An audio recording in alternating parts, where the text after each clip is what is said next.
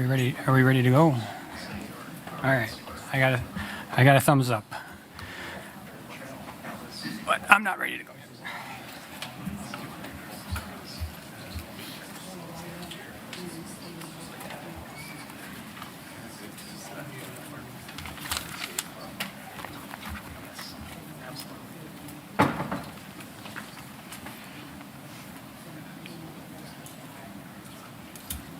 All right, I'd like to welcome everyone to Infrastructure and Facilities meeting for August 14th, 2025. With a quorum of members present, I will call the meeting to order. We're going to start, so this is a new rule that's going through rules and our rules committee, and I thought we would go ahead and implement it this meeting. So we're going to take all the public comment at the beginning. So if you have any public comment on any items appearing on the agenda, we'll raise a hand and I'll call you up, and we'll need your name and street address and what item you're talking about.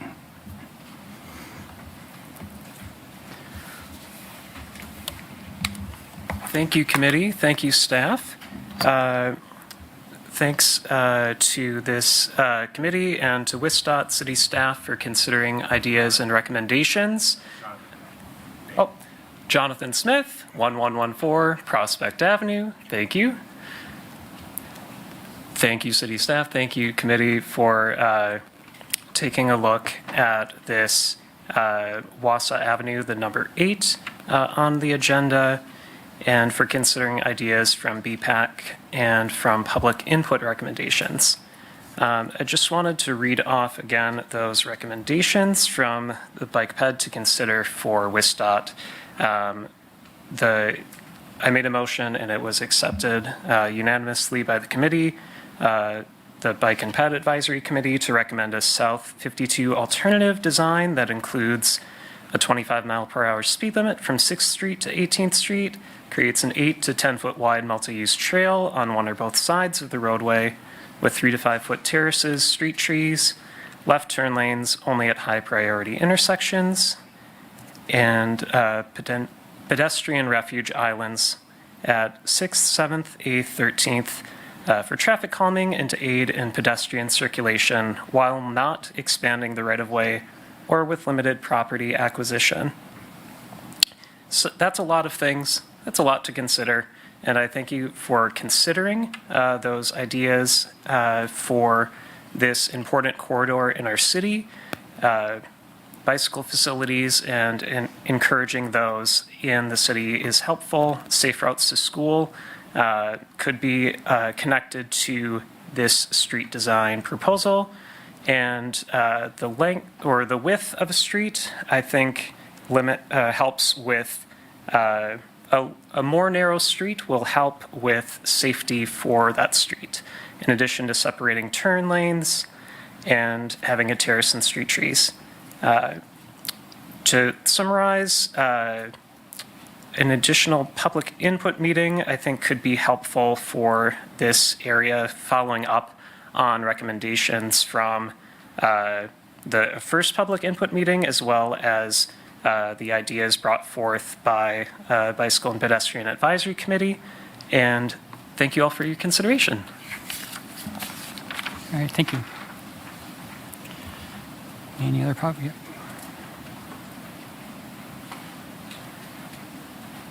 Name, street address. Thank you. Good evening. My name is Joshua Clements, 6801 Forest Glade Court, Middleton, Wisconsin. 1307 East Wausau Avenue has been my family home since 1963. I grew up there. My parents still live there. I have walked and biked to and from Horseman and Old Wausau East literally thousands of times on this corridor, in addition to all the other trips in my lifetime. I will jog there tomorrow. Thank you all for reviewing 2 rounds of very lengthy written comments I've prepared. I will focus on 2 points, speed and the bicycle facilities. As we heard, the previous speaker kind of went through the recommendations from the BPAC, so I'm going to focus on kind of the bigger picture things. So to be positive, I recommend the committee conditionally select alternative C1, which is in your packet, to be revised with vehicle travel lanes of 11 feet, which other versions included, and the bicycle lanes considered to be removed to allow the right-of-way acquisition needs to be limited.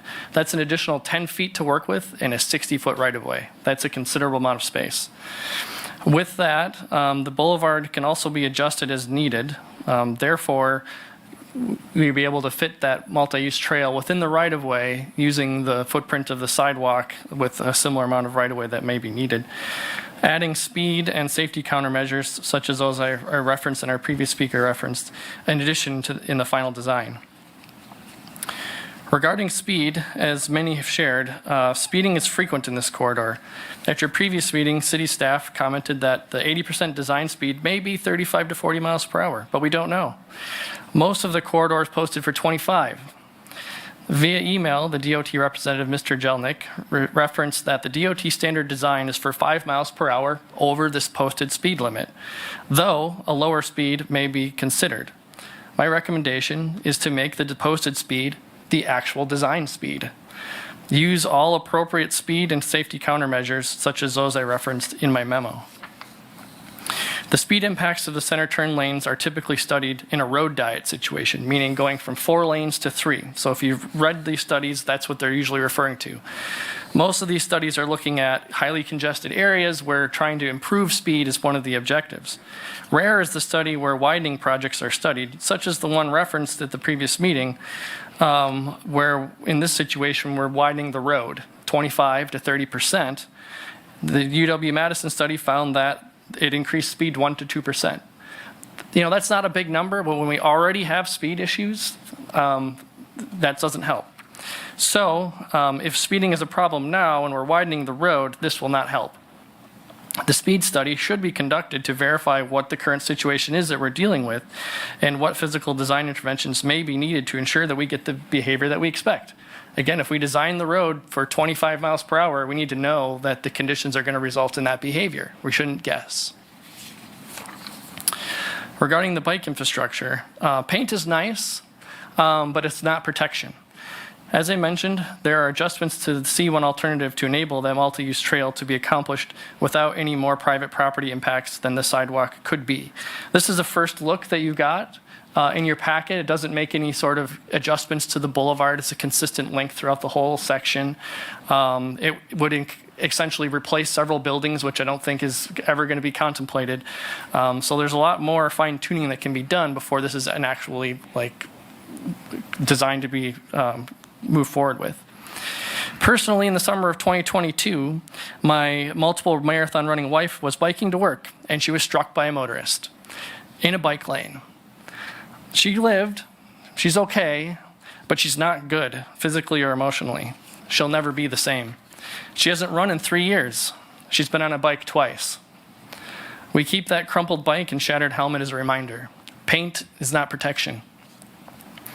This is a truck route, a connecting highway. It carries 37,000 trips a day. I'm 41 years old. I'm a confident cyclist. I bike in Madison streets regularly. Most often, I bike on the corridor, on the sidewalk in this corridor. It's not safe. We do not justify a bridge by counting the number of people swimming the river. Think about that.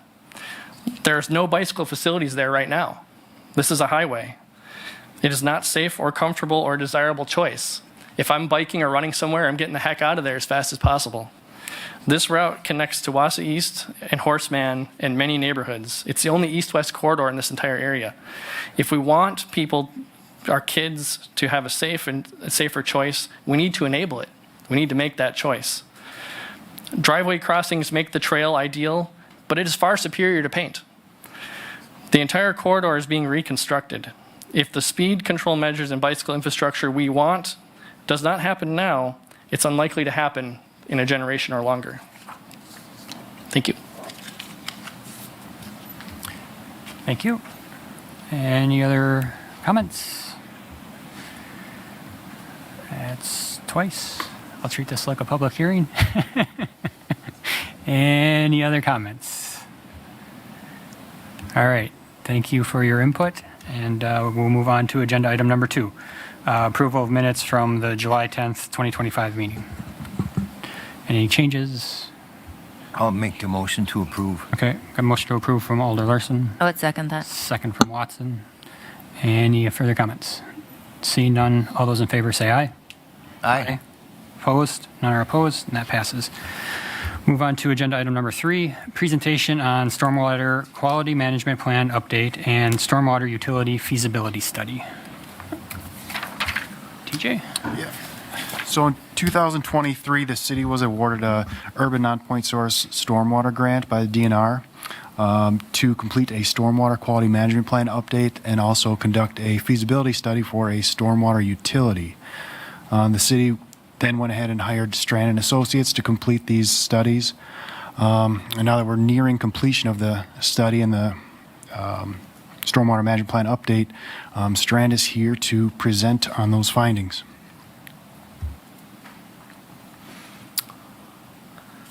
Right. Thanks, DJ. Yeah, so my name is Justin Gatoski. I'm a stormwater municipal engineer with Strand Associates, and tonight I'm specifically going to talk about the stormwater utility feasibility study that we completed as part of the stormwater quality management plan update that we've been working on over the year and a half now. Going to be wrapping it up here in the next few months. Trying to keep it to 15 to 20 minutes, so I'm going to keep it try to a high level. There might be some detailed information, but if anybody has any questions after, feel free to contact me.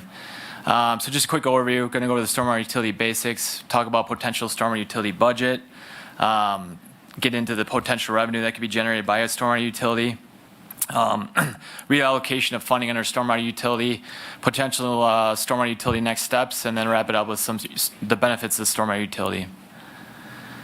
All right, so one possible means of addressing stormwater management funding needs without placing an additional burden on property tax payers is the formation of a stormwater utility. And a stormwater utility is a utility formed for the purpose of managing stormwater and imposing user charges for cost recovery. So unlike property tax funding, user charges under stormwater utility are established in proportion to the estimating the relative amount of stormwater runoff generated by impervious area. So people may be familiar with impervious areas such as rooftops, parking lots, sidewalks, compacted gravel. Obviously, when water hits those type of surfaces, it runs off and can create flooding problems and water quality issues downstream compared to grass fields and lawns that infiltrate water and actually reduce peak runoff and improve water quality. So again, similar to our water utility charges users for how much water they use on a monthly or quarterly basis, a stormwater utility would be basically charging the user based on how much estimated runoff is generated by the impervious area on a parcel. So the proposed stormwater utility rate structure is based on a parameter known as the equivalent runoff unit, also known as the ERU. And one ERU is defined as the average square footage of impervious area for a typical single-family residential parcel. We did the calculation for the city of Wausau, and one ERU is equal to 2,836 square feet of impervious area for a single-family residential parcel in the city. We estimated this by actually using, the city already has an impervious GIS shapefile of all the impervious areas delineated within the city boundary. That is fairly accurate based on our review of it. So we're able to take that, the impervious area shapefile, and intersect it with all the residential land use parcels and get an average of basically all the impervious area on one single parcel. So that's basically the overall average between the 5 different parcel size categories. And the estimated, like I said, the GIS shapefile has been really useful. A lot of municipalities don't have that, so you guys are already kind of ahead of the game as far as that step in calculating the ERUs. So for the purposes of this study, a flat residential rate was analyzed, and under a flat rate structure, all single-family residential users are charged the same fee. Typically it'd be 1 ERU. And then the number of ERUs for, like, say, a commercial or industrial parcel that's much bigger and has a lot more impervious area, they would take the total impervious area on those parcels and then divide it by 1 ERU, or 2,836 square feet of impervious area, and that would be the total number of ERUs for that parcel. So that's kind of the basis of the utility rate structure that we dealt with here. All right, so just some key takeaways from the feasibility study that we did. Again, 1 ERU is equal to 2,836 square feet of impervious area for a single-family residential parcel. And that, in the entire city, there's 30,419 ERUs. And as part of this feasibility study, we came up with a stormwater program budget for the city based on probably the last 2 or 3 years of the budget that was provided to us for the stormwater program. That ranged, so we projected the budget for the next 30 years based on the current stormwater program that's the city has to do on an annual basis, and then future stormwater projects that are anticipated to meet stormwater requirements in the future. So over the next 30 years, that ranged from 1.96 million to 6.8 million. And based on the average cost per ERU, so basically a single-family residential parcel owner, if implemented based on our analysis, would be paying between $64.51 per year to about $170 per year. But again, that'd be spanning over the next 30 years. So that would be the money need to be generated to fund the stormwater program. So in general, stormwater utilities, continue to be a popular means of funding stormwater management improvements throughout Wisconsin and the United States. This graphic on the right side of the slide is just a short list of Wisconsin municipalities that currently implement a stormwater utility. The data hasn't been updated since 2021, since APWA updated it last, but at that time, there are 123 municipalities that had a stormwater utility. The statewide average that a single-family residential parcel owner was paying per month was about $550, but the yearly average ranged between $71 and $210 per year. So, based on the historic analysis of the 2021 state average, our feasibility study was about in the same range for the city of Wausau currently. So the next few slides are tables you probably can't read, which I don't want you to read them. But these are the budget table that we put together. Again, we did this for 30 years projected out. But again, on these slides, there's only 10-year data just to kind of show you what I'm going to be talking about here. But this will be also incorporated in the stormwater quality management plan update report. We have a whole section on this feasibility study, so you'll really be able to dive into some of these details. But we have a pretty detailed stormwater budget. Obviously, the first column is the activities that are needed to be done within the stormwater program. The city's MS4 permit requires them to do annual inspections and certain activities that need to be done and reported on each March to the DNR. So that includes like public involvement and public outreach, erosion control inspections, illicit discharge inspections, things like that are done on an annual basis by your staff here. We also looked at future projects that may need to be implemented down the road to meet TMDL requirements. The city is in the Wisconsin River TMDL, and there's pretty strict wasteland allocations that basically the city has to treat the stormwater before it can go in like the waters of the waters of the state, such as the Wisconsin River and Lake Wausau. So there's certain limits that need to be reached by a certain time frame, and this budget's kind of built to put the city in compliance by those certain dates. And that's kind of how this budget was created. So just giving an example, in 2026, our stormwater budget we had was around $2 million, and the total number of ERUs in the city is around 30,500. So an average single-family parcel owner would be paying about $66 a year to fund that budget for the year. So that's, that'd be for one single-family residential owner. But say you have like a Home Depot or a Best Buy, a commercial parcel that has, say, 20 5,000, like half an acre of impervious area, they may be expected to pay around $650 per year. So it's kind of a fair way of paying stormwater funds based on the amount generated. So that's kind of the whole point here for the stormwater utility. All right, TJ, you kind of keep going to the next slide here. So the table on this slide just summarizes the estimated potential revenue that could be generated based on a range of different ERU costs that you could charge customers or residents in order to fund, a certain amount of a stormwater budget. So again, the top range would be to fund a stormwater budget of $1.96 million. Again, a single family residential owner would be paying about $65 a year. And then you could, based on the revenue that need to be generated, you could charge more per ERU. So this is kind of a summary table showing that. One thing I didn't say before, but one thing we looked at was increasing the number of ERUs per year by 1% because there's going to be some redevelopment and new development in the city, which would generate more impervious area. So basically more revenue would be able to be generated by the stormwater utility. So.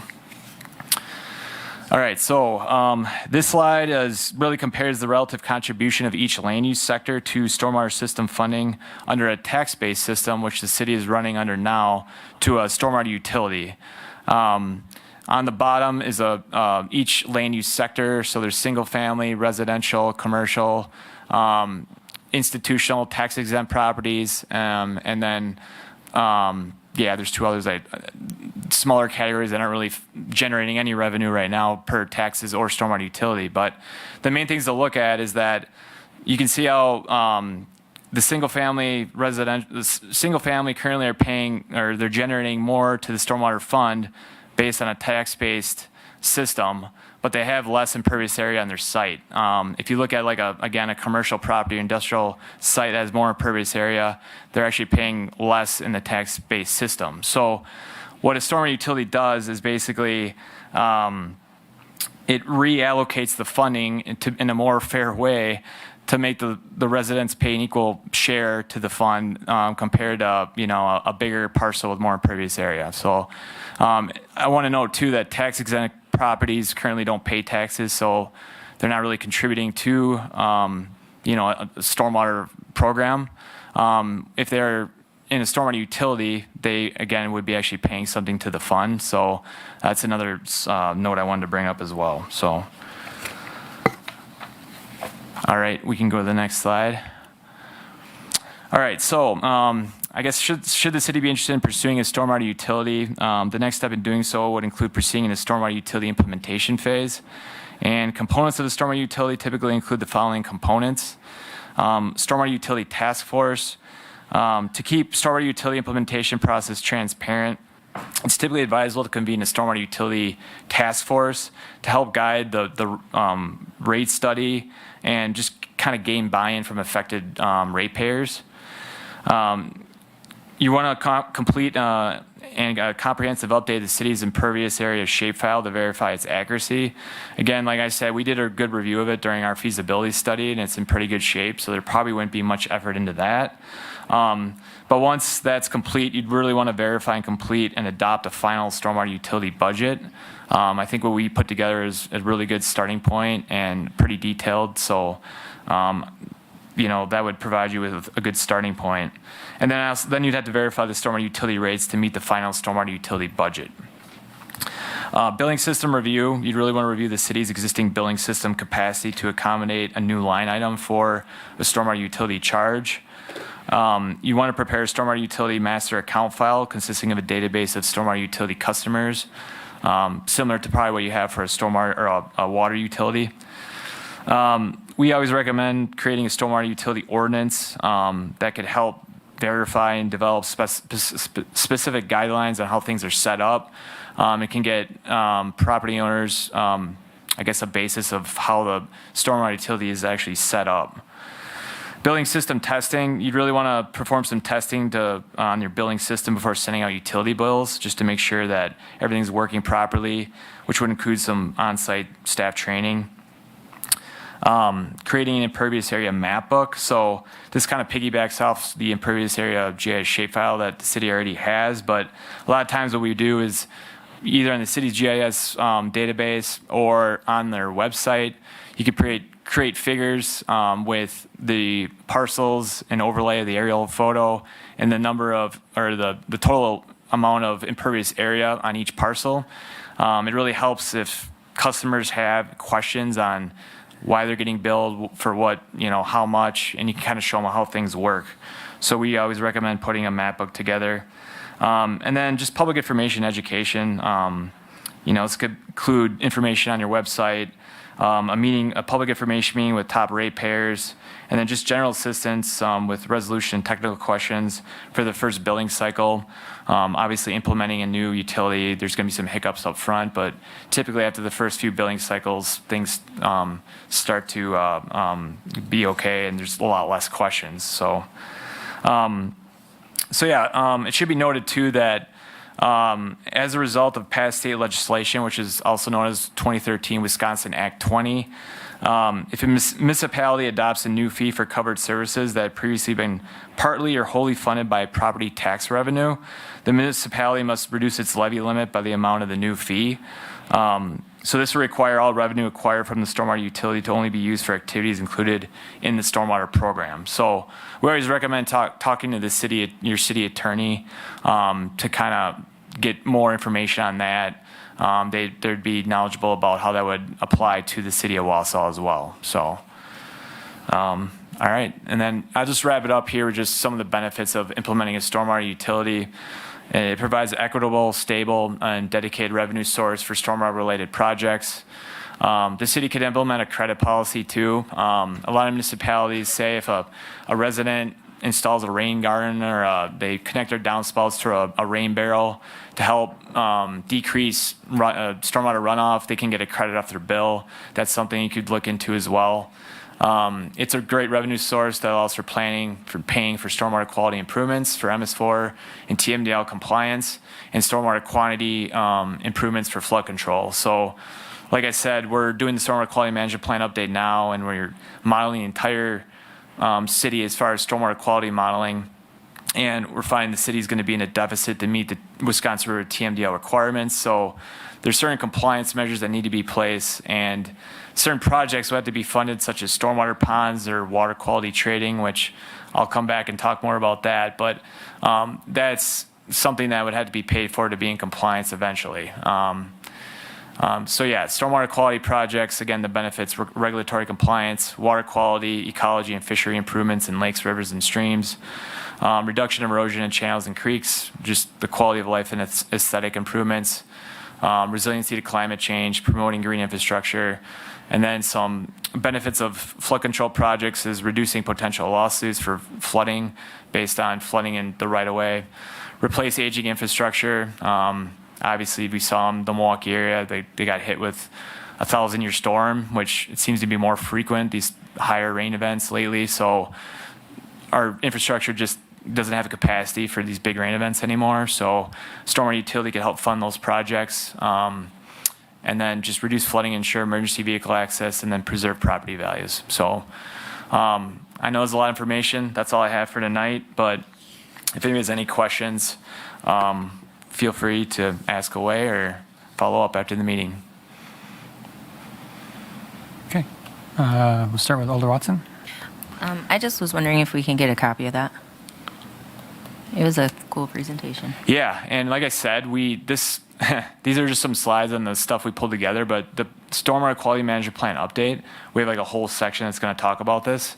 So it goes in a lot of detail, probably more information you're going to want, but it kind of covers our analysis in more detail too. So, Alder Martins. Okay. Thank you. And thanks for the presentation. I really enjoyed it. And this might be a question, I don't know, might be more geared towards Eric too, because it has to do with, the levy.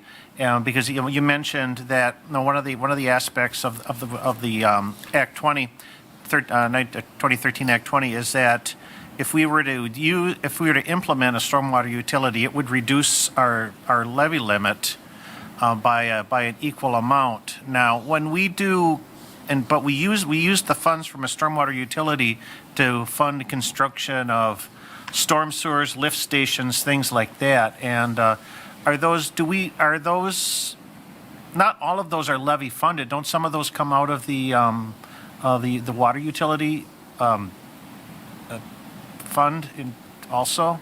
Yeah, so the drinking water utility only funds drinking water infrastructure, and sanitary sewer only, funds sanitary sewer, right? Okay. So stormwater is separate, and so right now, all stormwater work that we do, and even like the maintenance work that we do down at streets, replacing catch basins, things like that, inlets throughout the summers, that's all pulled out of the levy. So that does come out of the levy? Yep.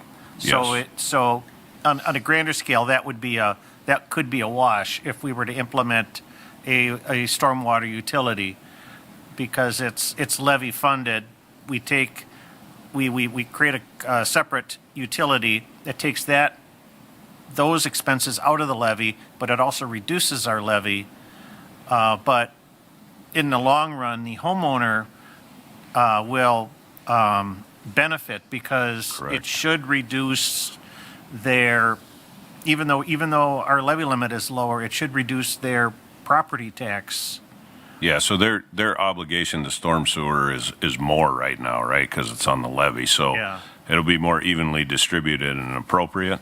And so I think the other thing too is initially, like if we set it up to be like $3 million a year, right, generate the revenue, that first year the levy has to drop that same amount, right? Future year increases, that's not the case, right? So we maintain that stormwater utility. Just like we do with water and sewer rates, right? We go in every couple of years and take a look at those and see where they're at. Okay. So, yeah. And then I guess one final question. So when we consider stormwater utility rates, are those regulated by the PSC, or are they like wastewater? When we do a rate case for Right. wastewater? Yeah, I'm not sure on that. I mean, They're local. yeah, Yep. it's everything's local for Okay. anything that's So implied. it's only yeah. drinking water that's regulated by the PSC? That's good. Yeah, yeah. Okay, thank Yeah. you. Similar question is what I had. Chair of Finance beat me to it. Yeah. Any other questions? I think this is part of the discussion, right? To begin the diversification of revenue to the city, right? Like right now the majority of services are borne by the levy, right? And so every time services are paid for, people pay higher taxes, or if those services go up in price, right? So diversifying how revenue comes into the city, although this won't be an immediate relief, but long term, this will be a relief on the city's taxes, and it will be very beneficial for the city. Yeah.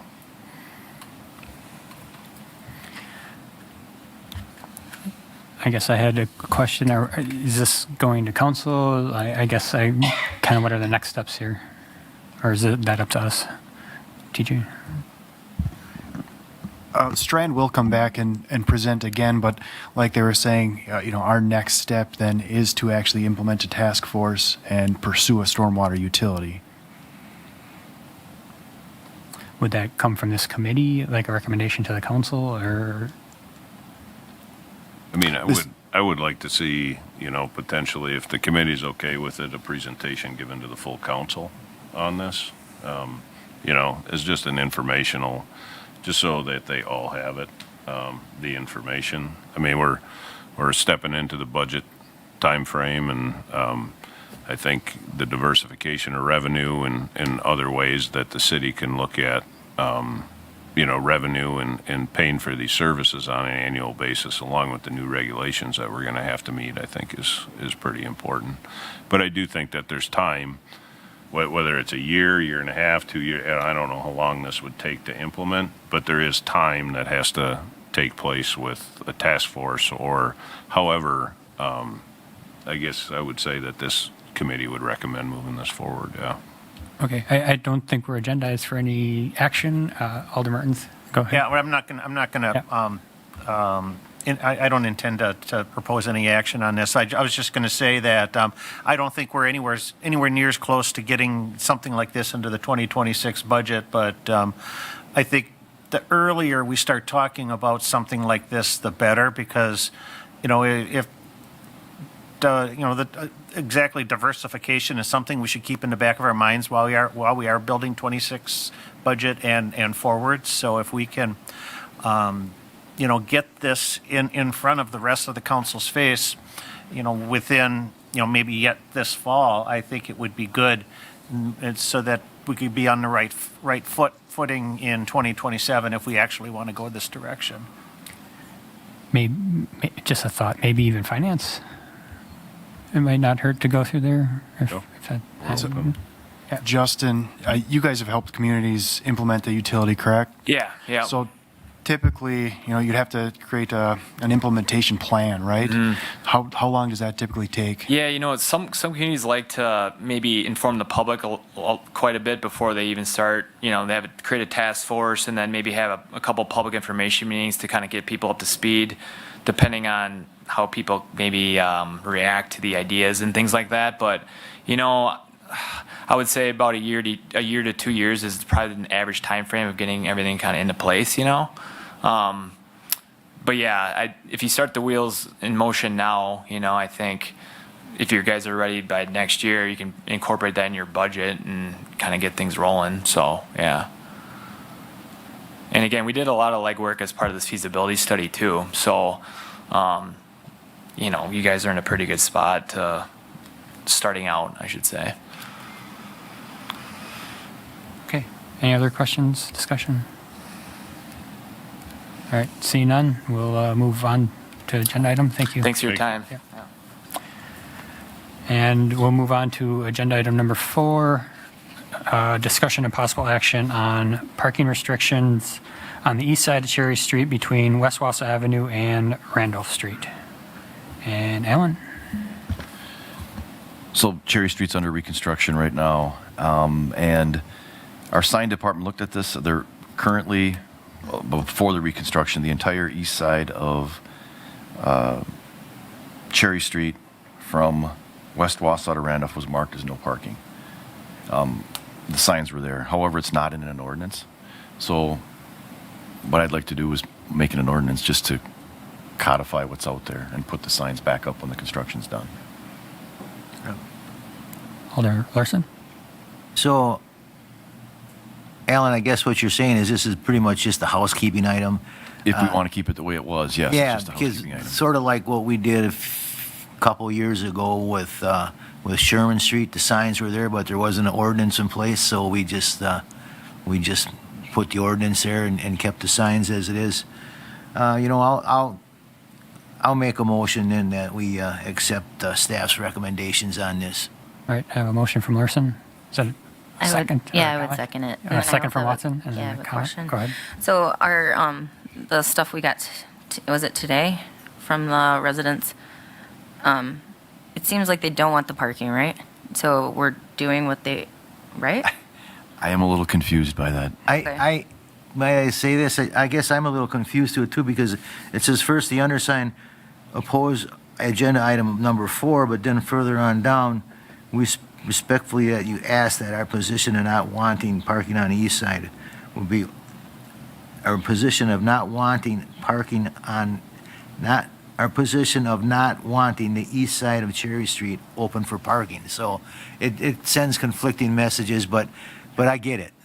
We just got that today, and I didn't get a Yeah, chance to follow so, up on it. I mean, it just tells me that they just want to keep what's been in effect all these years, or what has been in practice all these years. So it seems like we're working towards what they want, right? Okay.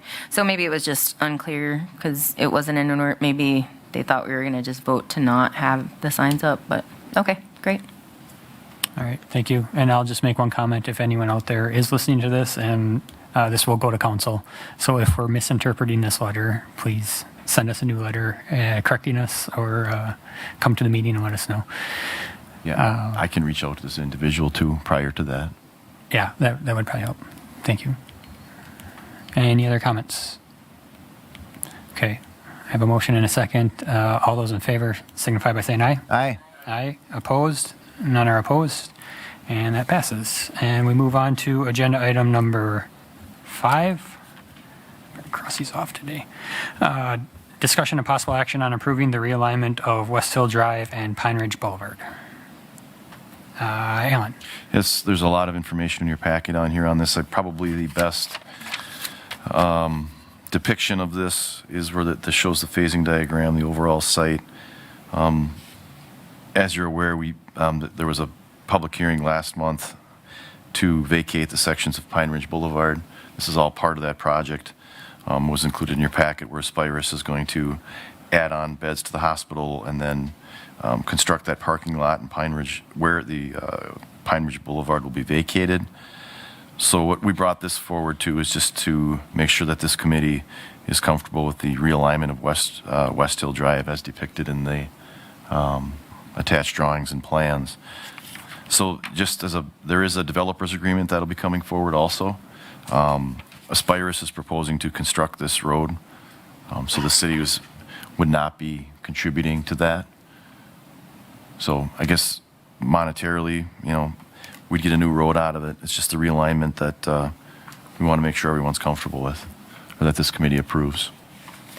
And if there's any questions on the drawings or the phasing or what's going on out there, representatives from REI are here.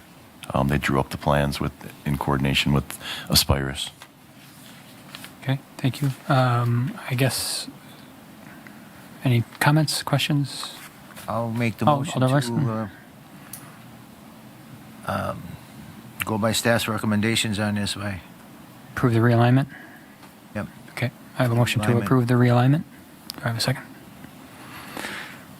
Alder Martins seconds, okay. Any other discussion? I have one quick question. Alder Watson? Okay. So they'll construct it, would we be in charge of maintaining it then? Yes, the roadway will be owned by the city and maintained by the city. We will have inspectors out there during the construction project to ensure that it goes into our specifications, and then we would accept the roadway once the contractor is done. The way it looks now is, with the time of the year it's at, that this would happen in '26, the reconstruction of the street. They may get the pink area up there and the light blue on the bottom, they may get that constructed this year. That's their hope. But they're just running out of time to get the actual realignment of the roadway. So that would happen in '26. And then 28th Avenue is also going at the same time, and Correct. that's a lot of, is West Wausau, or is that street going to stay open? Or is there going to be a path through there Well, I on the think north side? Well, it'll be Plaza Drive on the south side, and to get around or into their facility, they'll have the blue part built to get into their facility. But no, that section in the green up there, the light green, will be closed during construction. Okay. Because we have to relocate, we have to put water main in there, sewer main. We're putting storm sewer. It's some pretty deep construction, so it'd be hard to keep that open. But there are alternate ways around. I mean, you can get down Plaza, you can go up to West Wausau. Well, you'd have to go, if we have 28th closed like it is now, but there's ways to get around. Yep. Just going back to our conversations we had with 28th Avenue and adding traffic to 32nd, and It will be a summer of increased traffic on the surrounding streets. There's no doubt about that. yeah. And I'm just, The good thing about that is the pain will be in one summer, right? yeah, I just wanted all the information. I'm guessing I'm going to get some comments from this, so I have the accurate information for my constituents. Alder Watson? I guess I just wanted to know too, like, if this is gonna probably mostly happen next year, like, are the barricades gonna be there in place to block off the private location? I'm trying to, like, understand the phase 3 barricades. I'm on. I'm just not close. Okay. Anyway, the phase 3 barricades, those will just go in during phase 3, right? And then the phase 1 barricades, like, is it gonna be barricaded off this year? No. The existing Westwood will stay open. So, like, will residents be able to use it still? Yes. Oh. Yes. So when they're constructing the pink and the light blue on the bottom, the existing roadway will stay open, the existing westward, north of the facility. So it wouldn't get closed until next spring. Okay. Cool. Okay. Any further questions, discussion? I have a motion and a second. See no further discussion. All those in favor of approving the realignment signify by saying aye. Aye. Opposed? And none are opposed, and that passes. And we move on to agenda item number 6, discussion and possible action on dedication of a portion of right-of-way of West Hill Drive between North 20th Avenue and Pine Ridge Boulevard, and dedication of a portion of right-of-way of Pine Ridge Boulevard east of the intersection with West Hill Drive, Aspirus Wausau Hospital, Inc. And Alan? Yes. So obviously related to the last item. So to construct the realigned West Hill and Pine Ridge there, additional right-of-way is required from the Aspirus parcels. So Aspirus would be donating this right-of-way. So they're asking that we accept this right-of-way, which I recommend we accept the right-of-way to build the roadway. Is this similar to what we approved as far as last meeting where I think we gave them right away? Well, we vacated part of Pine Ridge Boulevard. So But that this will would button it. Right, that would revert back to them. Okay. And then they're giving us part of it giving a part of their property so we can reconstruct West Hill and Pine Ridge. And this should button up all the right-of-ways of Correct. this project. Okay. Any further comments, discussion? Motions. Motion from Alder Martins. Second. I'll second it. Second from Alder Larson. Any further discussion? Seeing none, all those in favor signify by saying aye. Aye. Aye. Opposed? None are opposed, and that passes. We'll move on to agenda item number 7, discussion and possible action regarding Second Amendment to Development Agreement between City of Wausau and Wisconsin College Baseball LLC, the Wausau Woodchucks Athletic Park, Phase 4. Yep.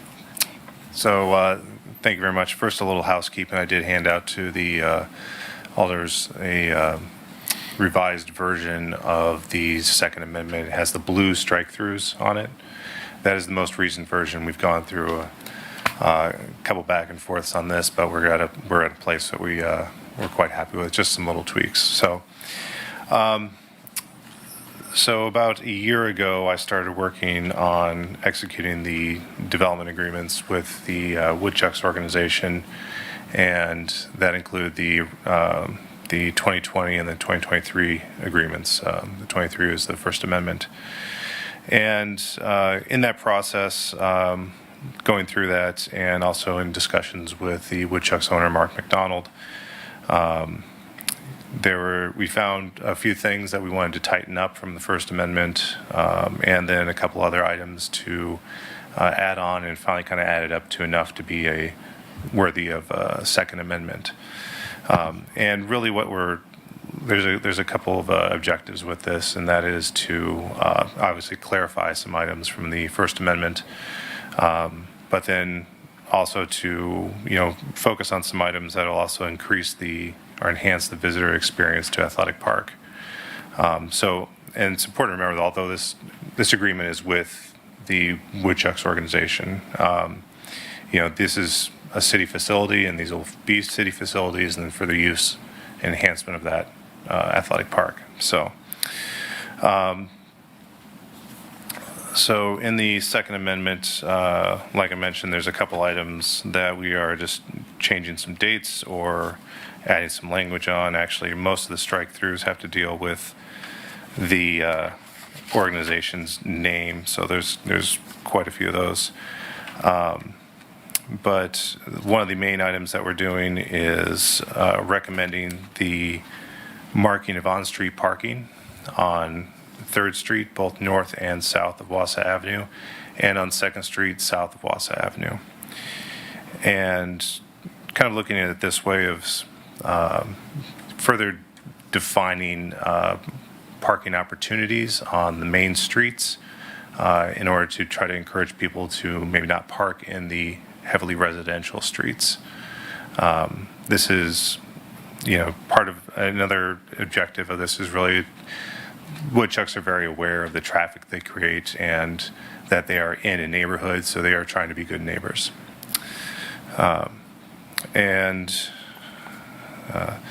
So the proposal with that is to define the beginning and the end of the parking areas.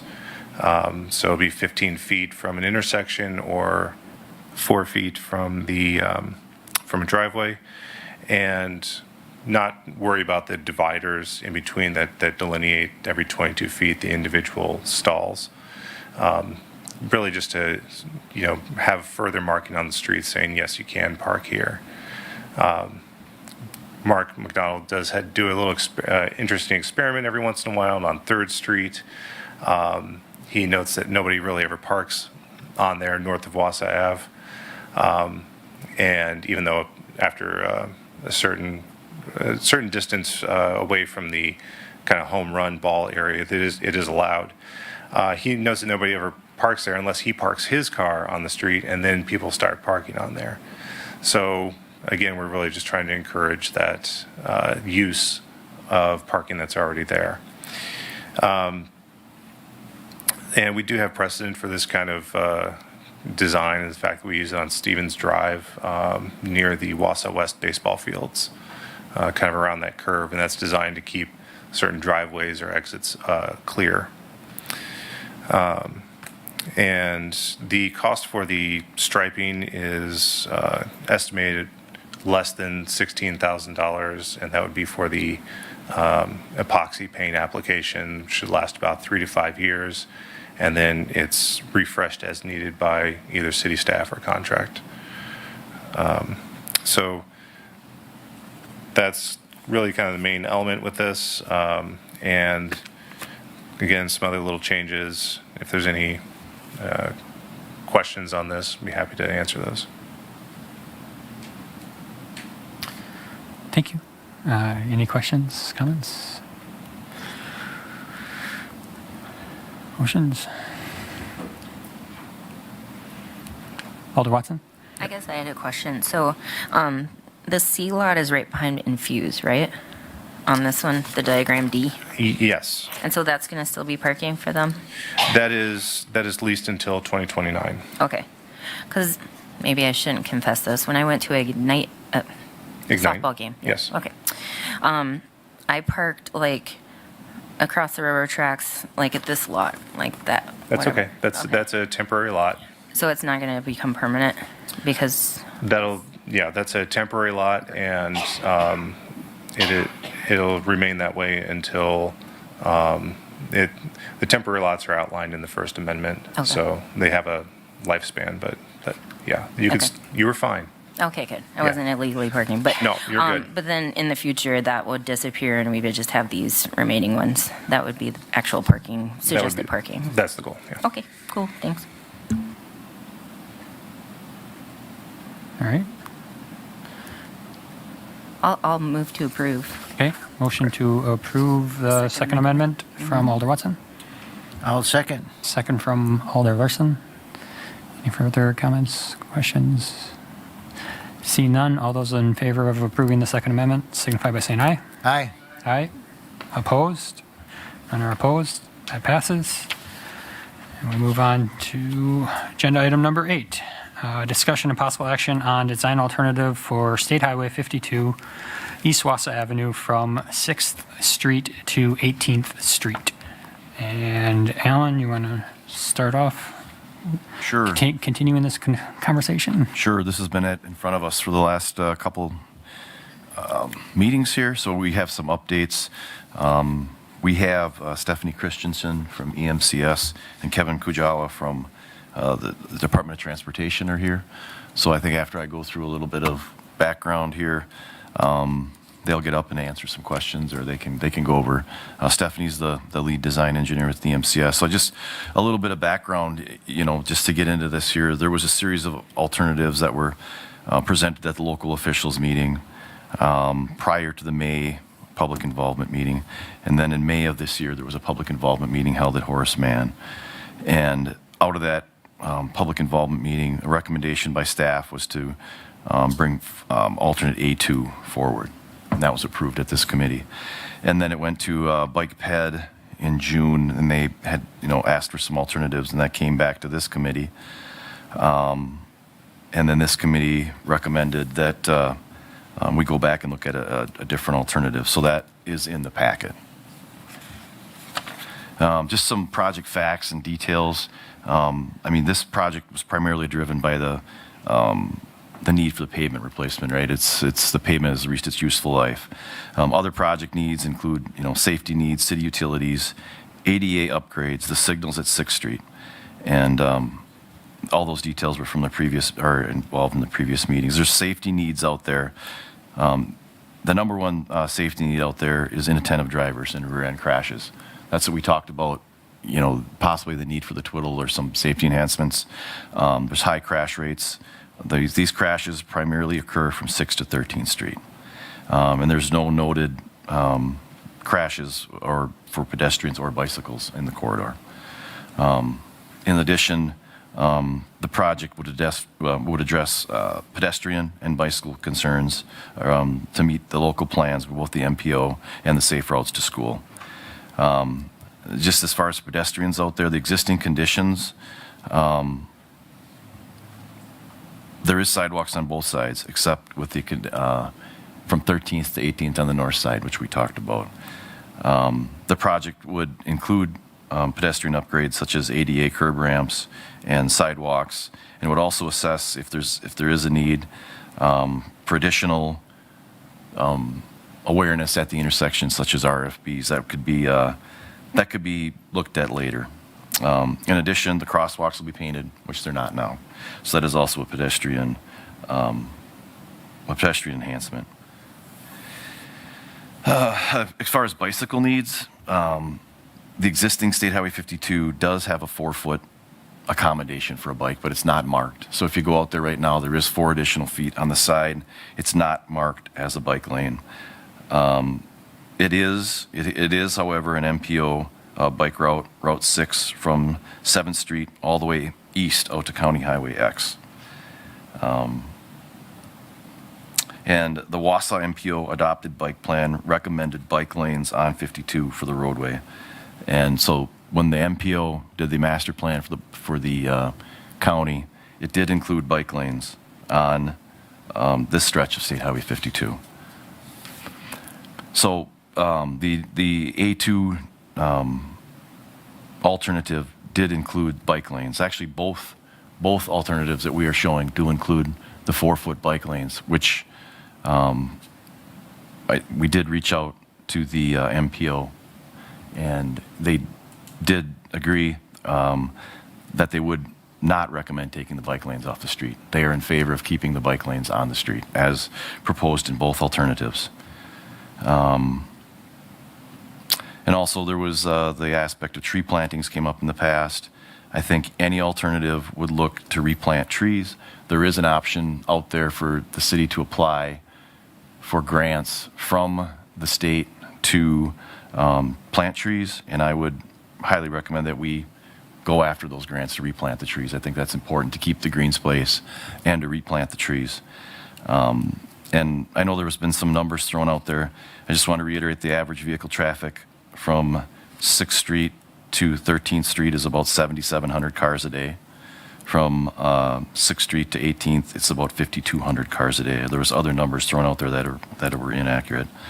The posted speed between 6th Street and 13th Street is 25 miles an hour, and it does go to 35 miles an hour between 13th and 18th Street.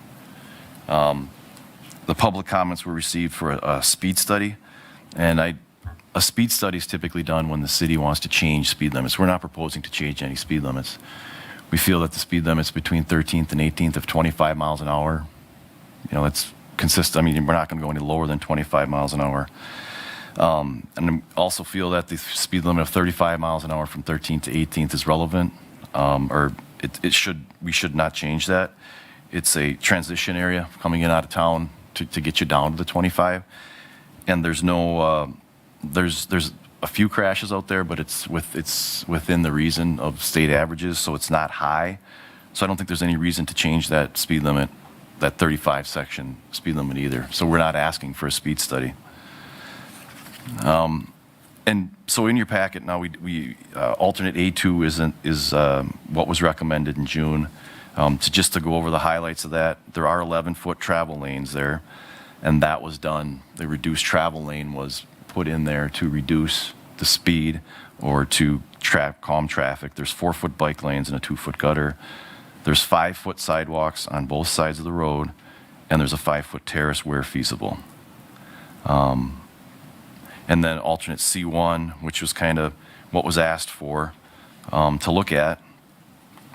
Just the kind of the highlights of that, or what the typical section is.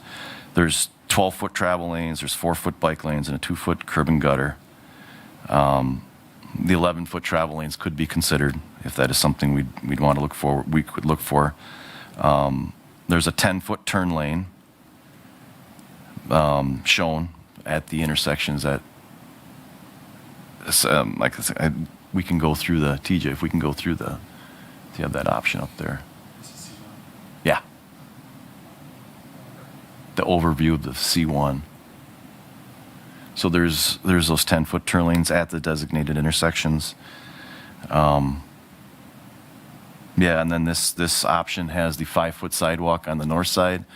I know there was some possible discussions about eliminating the sidewalk on the north side. I guess we'd highly recommend against that. I think the major pedestrian traffic is on the north side with the Lamb's Market there, with the gas stations, and then there's elderly facility on the north side too. So highly recommend we keep that sidewalk on the north side. And then it's shown with a 10-foot multi-use path on the south side from 6th all the way to 18th.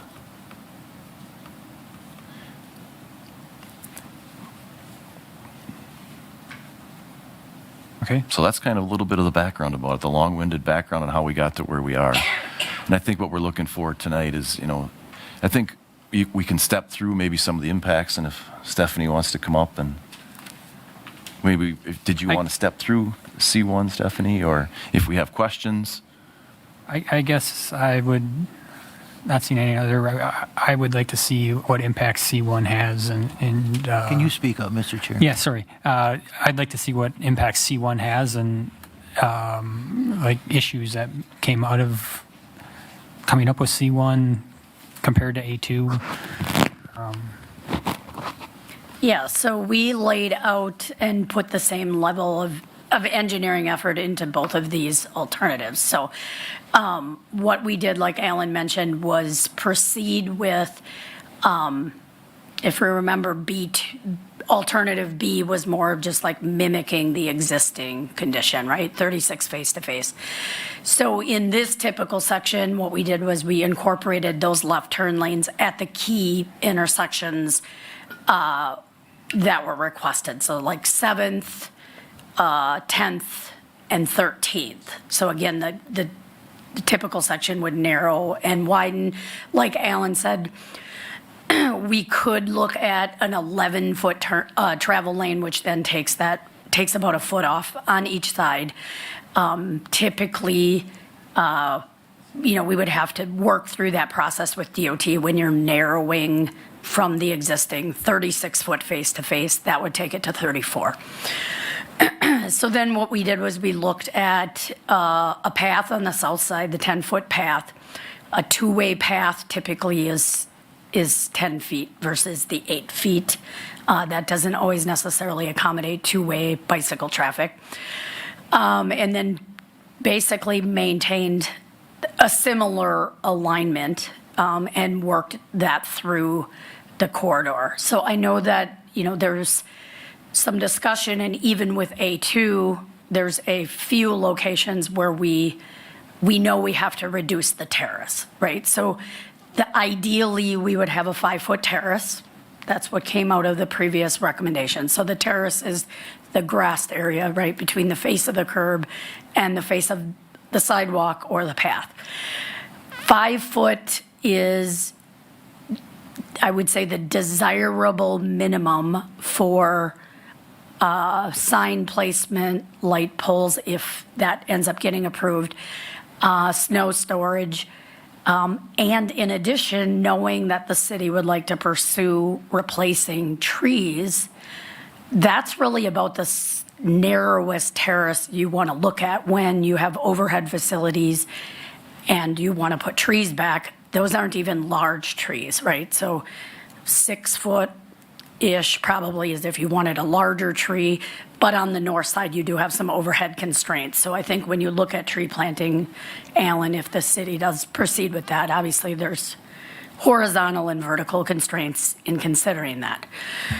I think that, the premise is that the bike lanes remain on the roadway. That is consistent with the MPO planning, the city planning, and then even revisiting that in our discussions because this is an MPO bike route.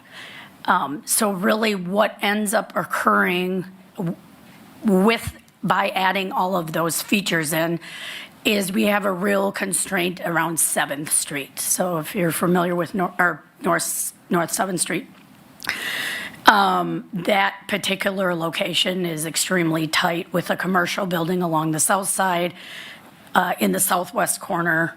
And maybe we could just zoom into that area a little bit.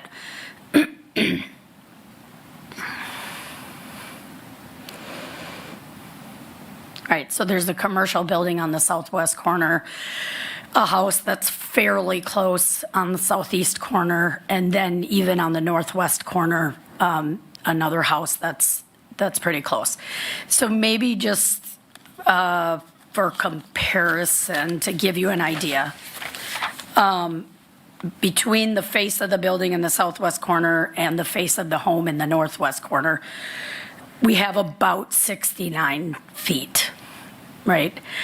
So with the A1 in the situation, we really have in the A1, the A2 alternative that's being looked at.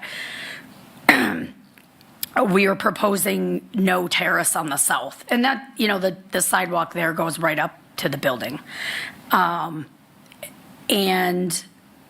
we have about a 63-foot width, right? So that means on the north side, even in A2, there's only 6 feet-ish or so, 6-7 feet remaining to the house up there with the narrower constraints that we're using. In the case of C1, as it stands today, right, we're sitting about 71 feet by putting in the lanes, the terrace. Now, you could take the terrace down slightly on the north side. Even on the south side, it's typically with a shared use path. We can't go to a no terrace situation because we need to provide offset to any obstructions like signs, light poles, things like that, to the two-way path. But C1 as it sits today is 71 feet, right? So 71 is greater than 69, which means something has to give there. Even looking at a C1 alternative that morphs into something else where we take the terrace out on the north side to 0, and we go to 11-foot lanes, and even trying to reduce the terrace on the south side, you could probably get it down to around, in it similar to what A2 is, if there were no, we just narrowed everything down in that area. So there is some flexibility because really, between A2 and C1, you're trying to trade the width and make that all fit. Now, I would say the one caveat is if the city comes back and says, hey, I know we received comments about evaluating pedestrian refuges at certain locations, right? So that would add additional width to either typical section if that was something that is pursued. And obviously this is the pinch point on the project. So that would be, cause probably relocations on any alternative if that were pursued.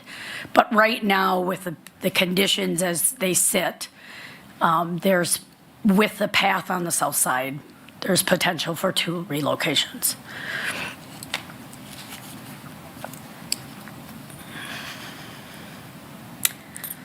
Okay, thank you.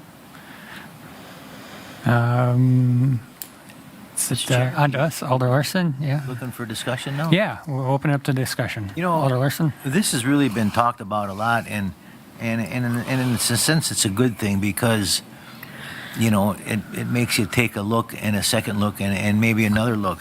And after hearing about all that's been said about what did Alder Neal suggest last month, that we have a multi-use trail and stuff, and that's not going to work over there. Multi-use trails are good for like out in the county, out on 72nd Avenue and stuff, but when you with these electric bicycles and stuff coming today, it's not going to be good. And who's going to maintain it? I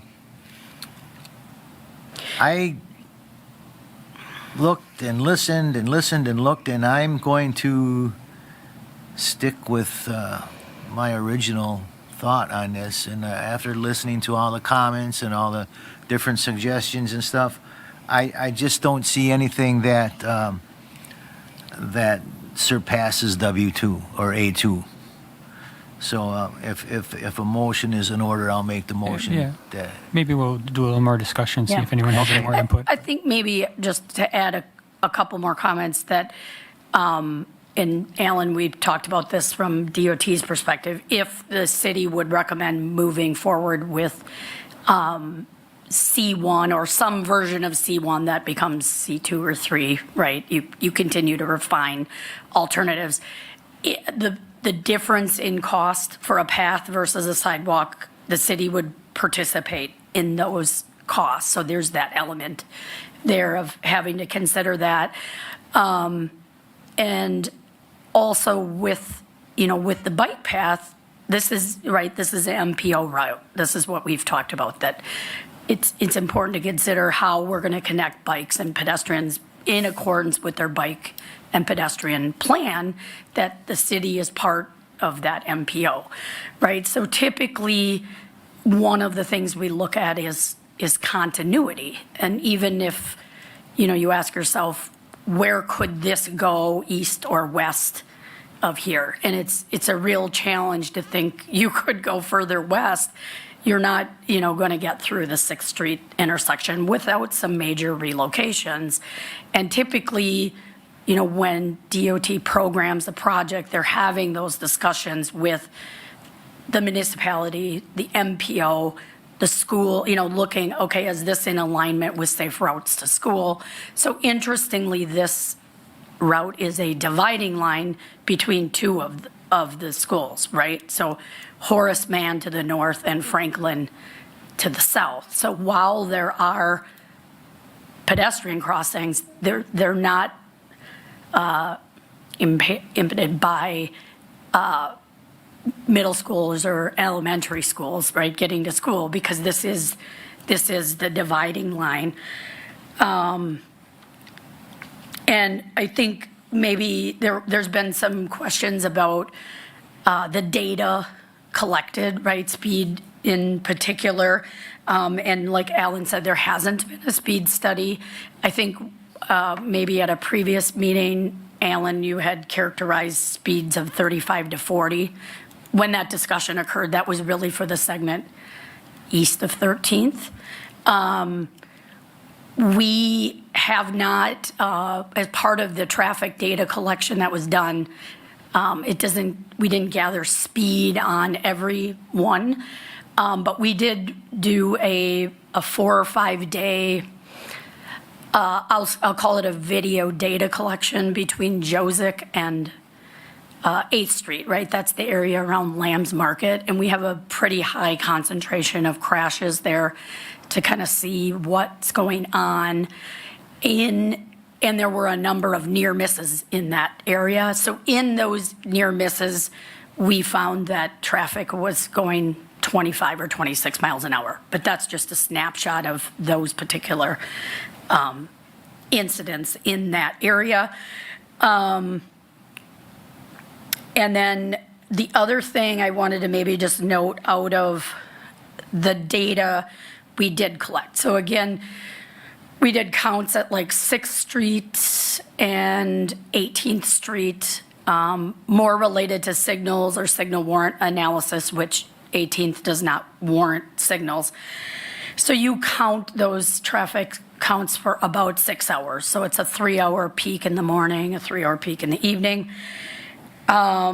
Just taking a very quick blush at looking back at the data, we found there was maybe one biker that used the crosswalk at 6th Street in that data collection period, and this was before school, in a period when school was in session. And 6th Street had about 6 pedestrians. 18th Street was 3 pedestrians and no bikes using the crosswalk.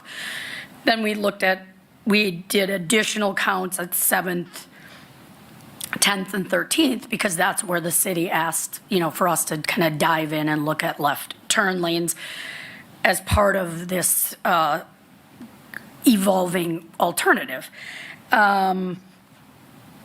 We typically saw 1 to 2 bikes using the crosswalk at those areas, and those were about 14-hour count periods, because we did video counts, so we could, more cost effectively put a camera out there and look at that. So 1 to 2 bikes, using the crosswalk, which may or may not give you an indication of how many people use the path, but that's just, I'm sharing what we observed for existing data.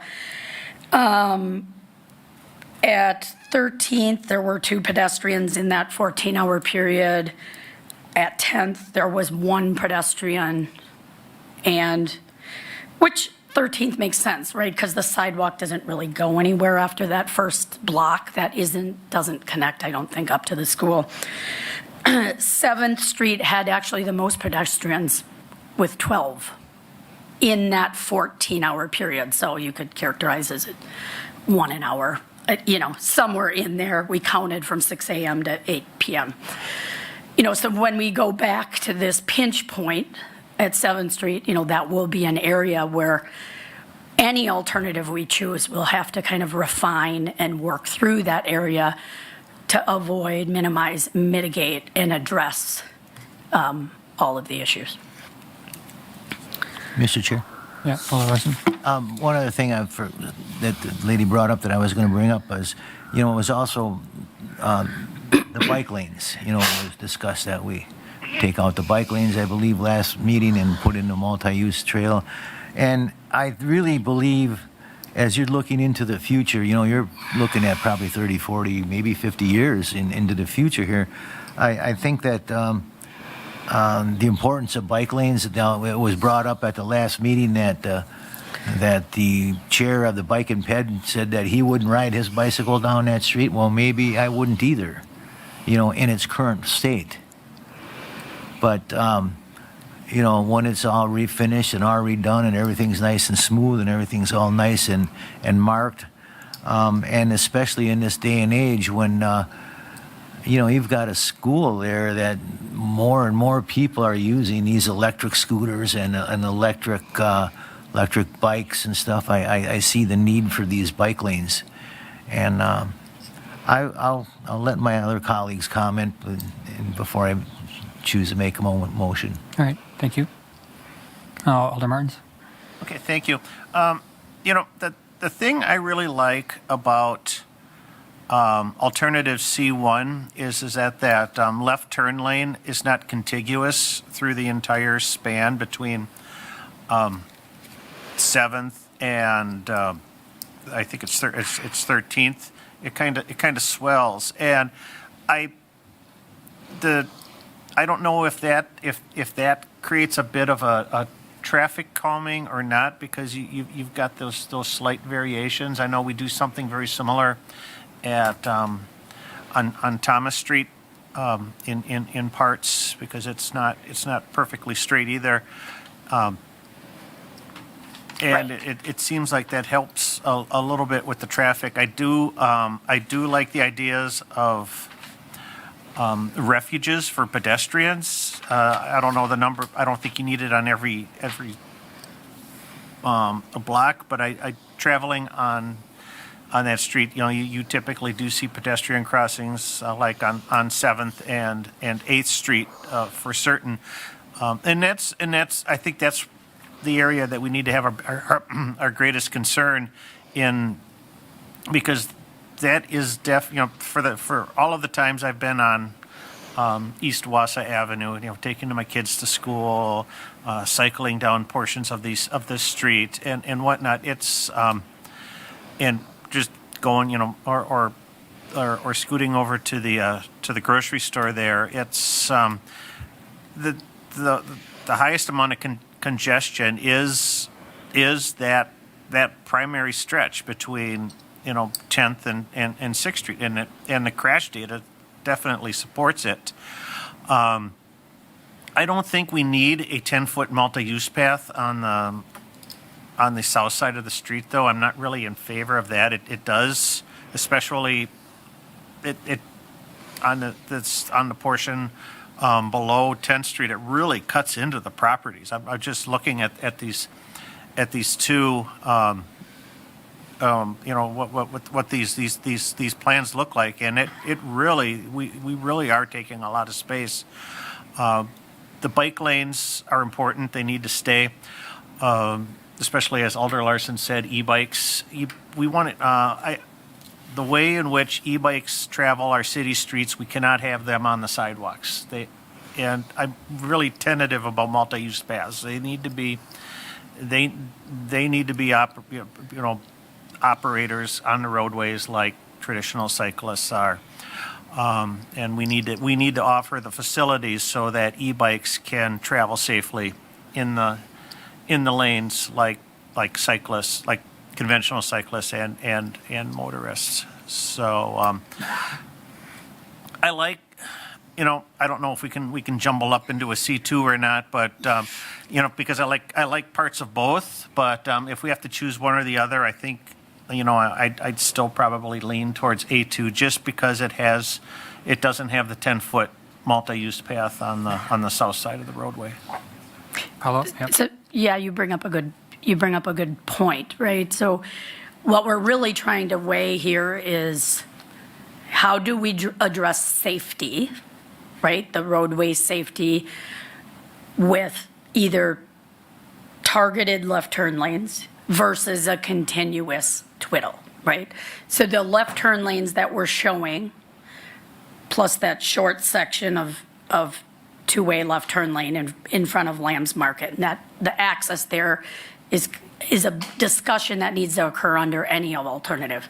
So you have that in C1 versus the two-way left turn lane, which is continuous in A2, right? So when you talk about mixing and matching, that's kind of that center component. Where does the committee want to go with that, right? And then there's how do you address traffic safety along with continuing to address multi-modes of traffic, right? So your pedestrians and your bicycles. So you did bring up a valid point that C1 could morph into a feasible and reasonable alternative, right? That doesn't include the path, and it includes two sidewalks. So the balance of impacts on that is generally similar to A2, right? You're coming back in between 8th and 10th. 10th, you go back out, you come back in between 10th and 13th, and then from 13th to the existing median that is going into 18th, right? So there is that in-out like you brought up on Thomas Street. That is a feasible alternative. Thank you. I guess my comments, these bike paths are probably going to be similar to what's on Thomas Street and what's on First Avenue is my guess. those are actually bike paths in my opinion, as opposed to Grand Avenue and whatever we have there. I'm thinking of all of this, and I'm trying to think of a way to alleviate as many pinch points, and then also provide a bike lane. And I know when we talked about the lighting, we cut that off at 10th Avenue. I know that doesn't cover the 10th to 13th Avenue, but if we're doing decorative lighting to 10th Avenue, I'm going to be crazy here and throw another idea out. Do we do something like A2 from 6th Street to 10th Street, and then transition it into something that's similar to C1? That alleviates your pinch point down below, and then allows for bike paths. And I agree, nothing to the east is really there. I can see in the future a bike path going to the high school, maybe going all the way out to County X and being able to go around the city. I could see that becoming a viable bike path, and it'd be really nice to have a trail there as opposed to on the street. But that was just my crazy thought I had dreamt up one night, so. Yep, so to answer your question, yes, you could adopt the twiddle on a certain section and then say, okay, well, after 10th, I don't want a twiddle, but I just want a left turn lane like we show at 13th. Yes, that's how we laid all of this out at the public meeting. That said C, or whatever version of A, would come together through the comments from the public and this committee. Yeah, another comment? Yeah. Thank you, Chair Hinkie and members of the Infrastructure and Facilities Committee. So I'm chaired a Bike Ped Committee and presented last time on their recommendation, and unfortunately I don't have a new recommendation because they haven't met since that. But a couple comments I just wanted to make is thinking about safe roads to school. Horace Mann and East, would not be included in that districting. So I think we do need to think of it holistically, not as a line of demarcation. And then the other item, just again, I'm not speaking on behalf of the committee because they haven't seen these, they haven't had a chance to meet and discuss these renderings. But in terms of a hybrid approach, I know we talked a little bit about bike lane alternatives, like a buffered bike lane option, or where the concrete from the pan comes all the way out to the edge of the bike lane. So just thinking about some of those options to make it feel wider or make, bicyclists feel safer. But I just want to emphasize, I'm not saying this on behalf of the committee, just that I think in their mind, I would think they thought with a multi-use path, that was kind of covered, but taking that out, and I understand the reasons for that, those might be ways to kind of enhance that bike lane option. Thank you. All right, thank you. Alder Watson?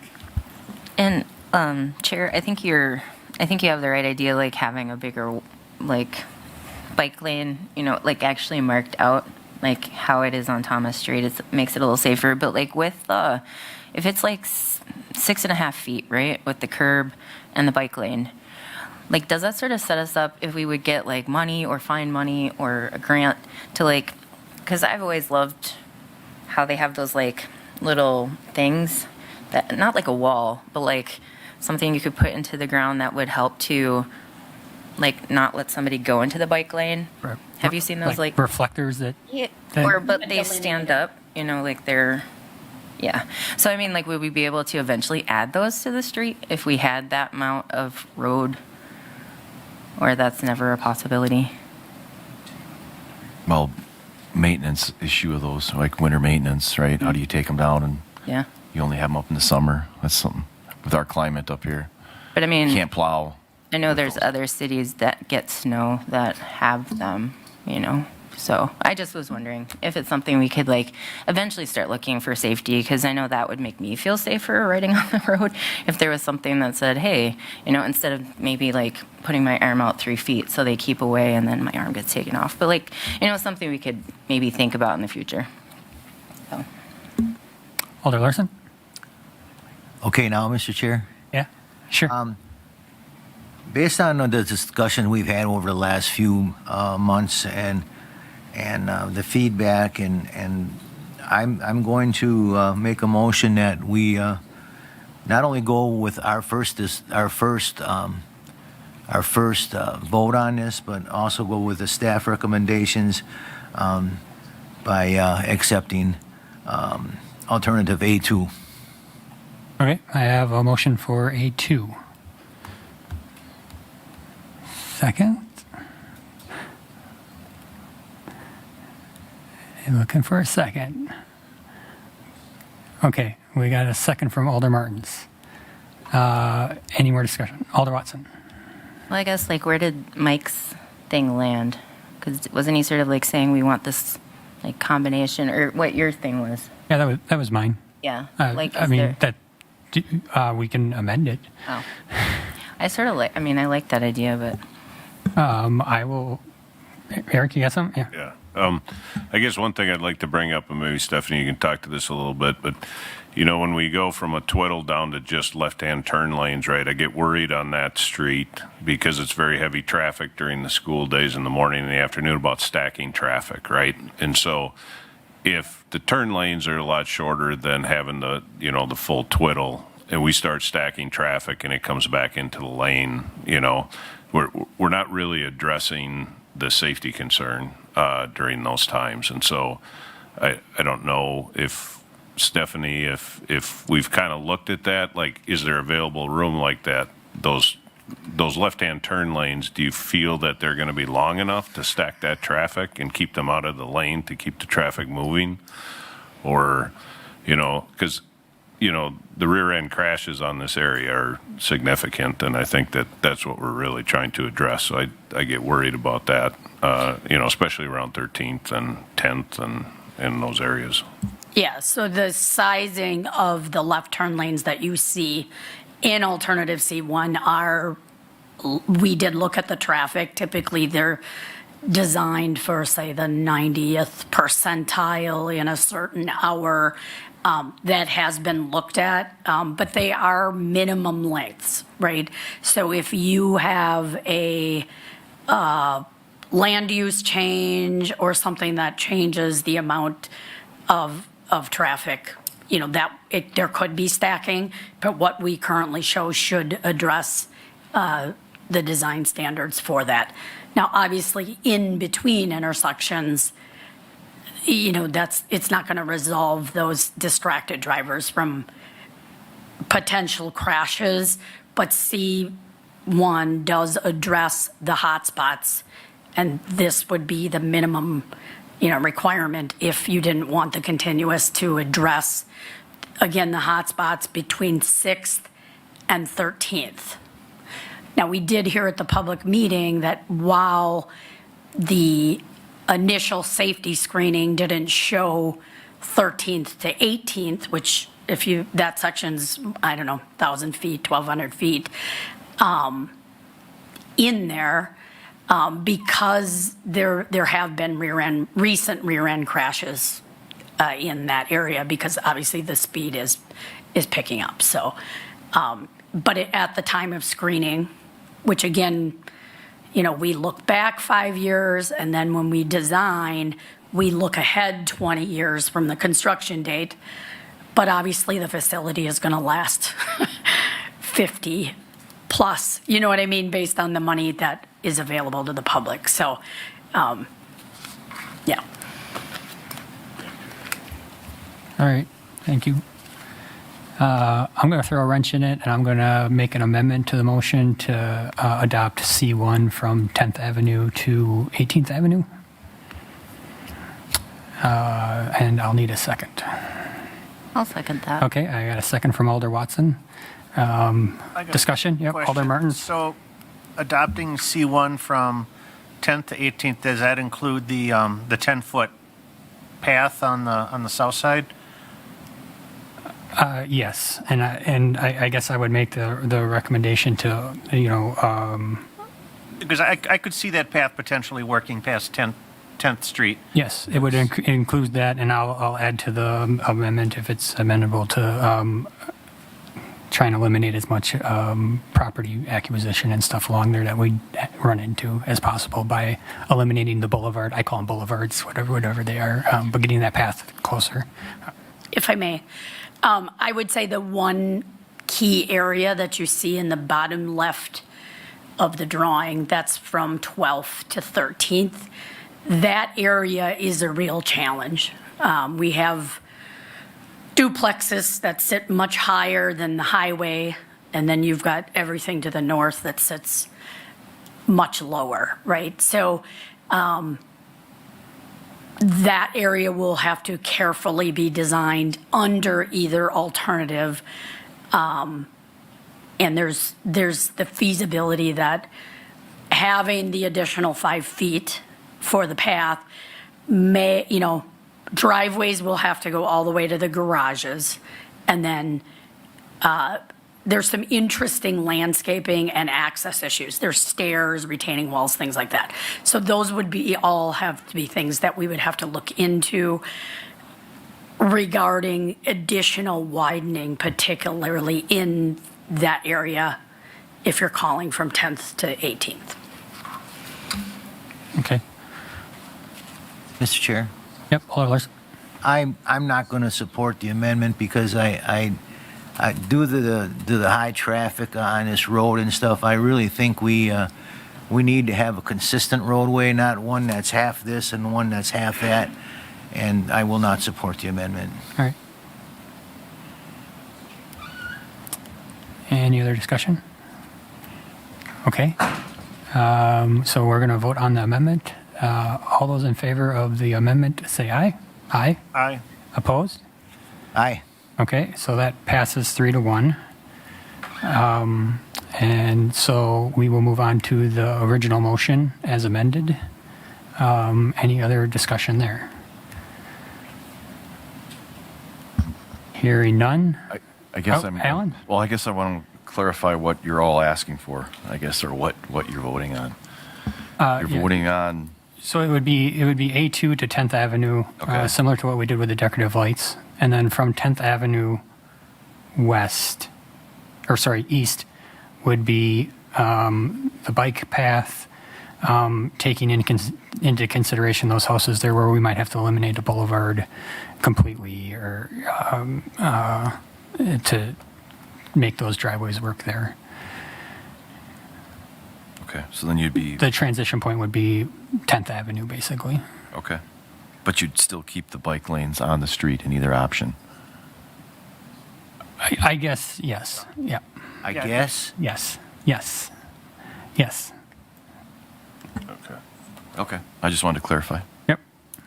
So can I have one more question to this Alderman, lady over here? So if they do that, you're saying with this C1, you're going to be taking a lot more of the neighbors' yards and stuff. I wouldn't characterize it as a lot more. It will be more. So that's something that we would have to refine and work through, right? So So the residents along the street are going to lose more property. slightly more, yes. I don't have the exact numbers in front of me. Okay, You could flip between the two alternatives and see east of 10th what that looks like. And then remember, east of 13th, you have an existing 66-foot right-of-way, so you pick up more room.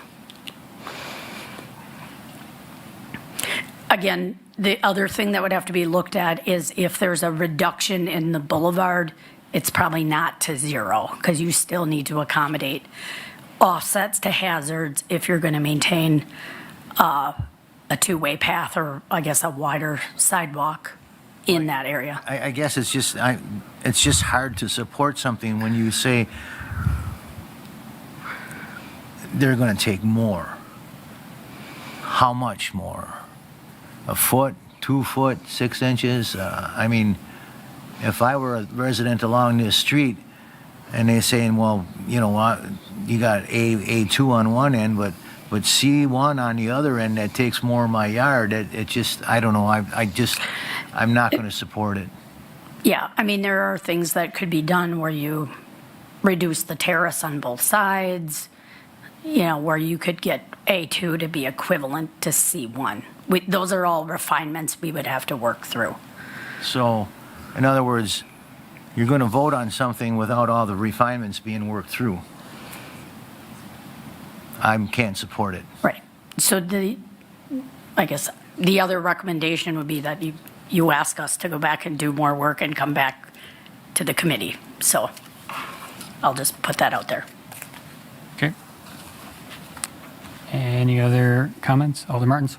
I guess the biggest challenge was with the C, or with these plans, especially C2, I think it's C1, is the space between 12th and 15th. And I'm wondering if I know the amendment spoke to running A2 only to 10th Street, but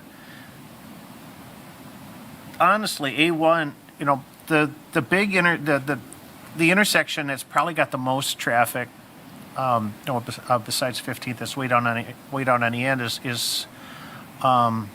or 18th way down on the end is 13th Street, because that's where everybody turns to go to Horace Mann.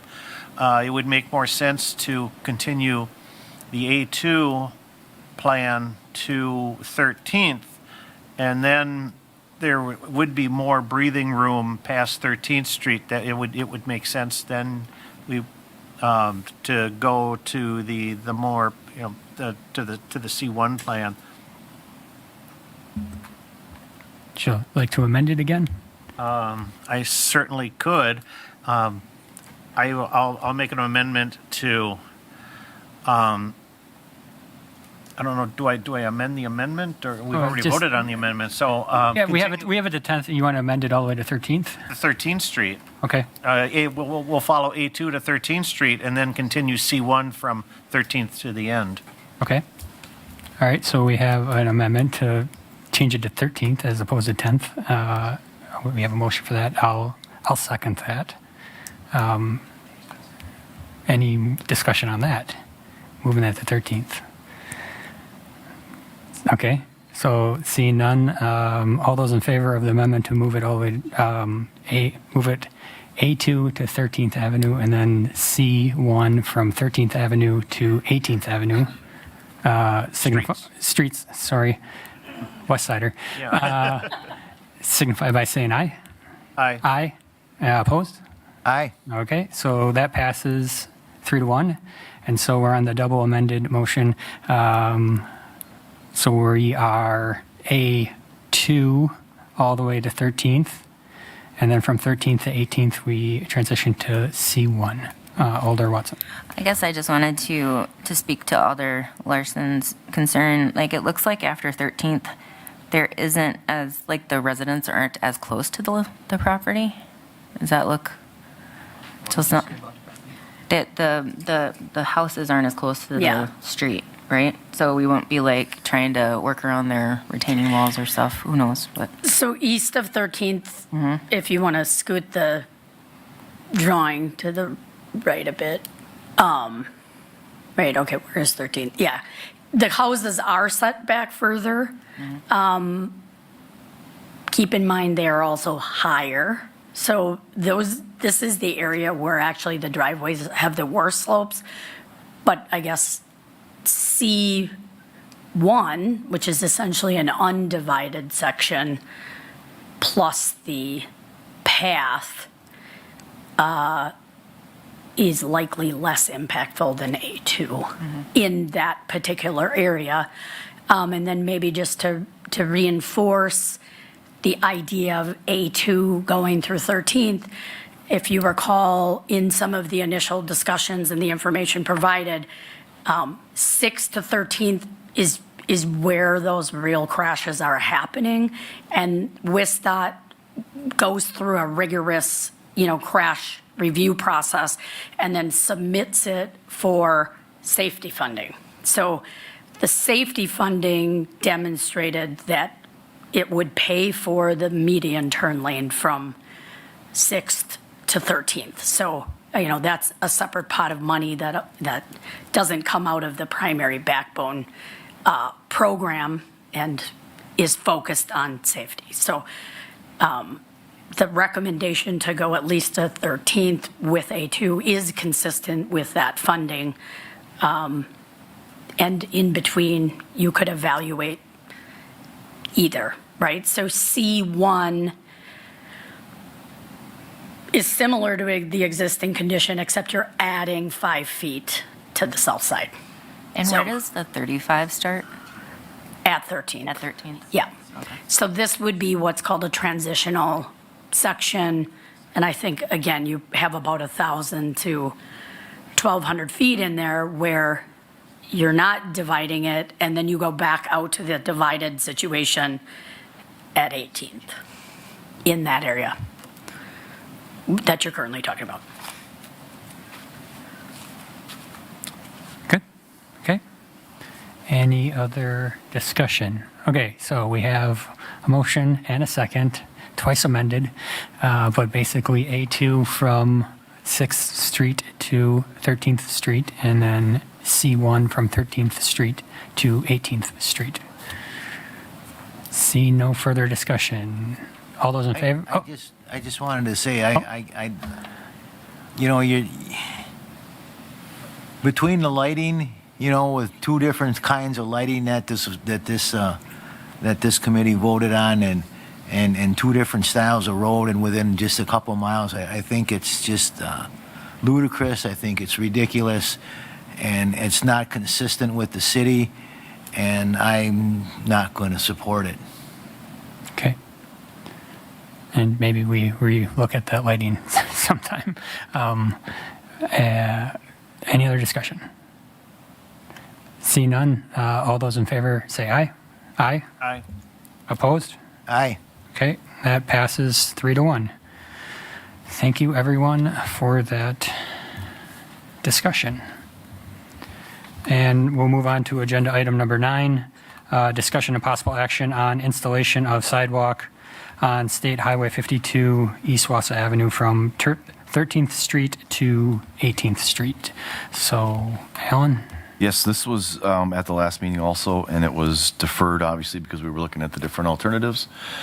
So the background is in there. It's if we want to include sidewalk on the north side from 13th to 18th, the state will pay for 80% of that, and the city would pay 20%. The estimated amount of that is $19,500. That sidewalk, just for was drawn in on the north side in the drawings that you had shown. Staff is recommending we put that sidewalk in, but that's up to this committee whether they want to put that in. And that would revise, it's not in the existing state municipal agreement. That would have to be amended to add to it. Okay. Thanks. Any discussion on this? I see it's on C1 already, so motions, discussion, comments. Not hearing anything, I'll make a motion Okay, Alder Martins. for, to adopt sidewalk on the north side. Okay, I have a motion to add a sidewalk on the north side I'd second of East that. Wausau Avenue.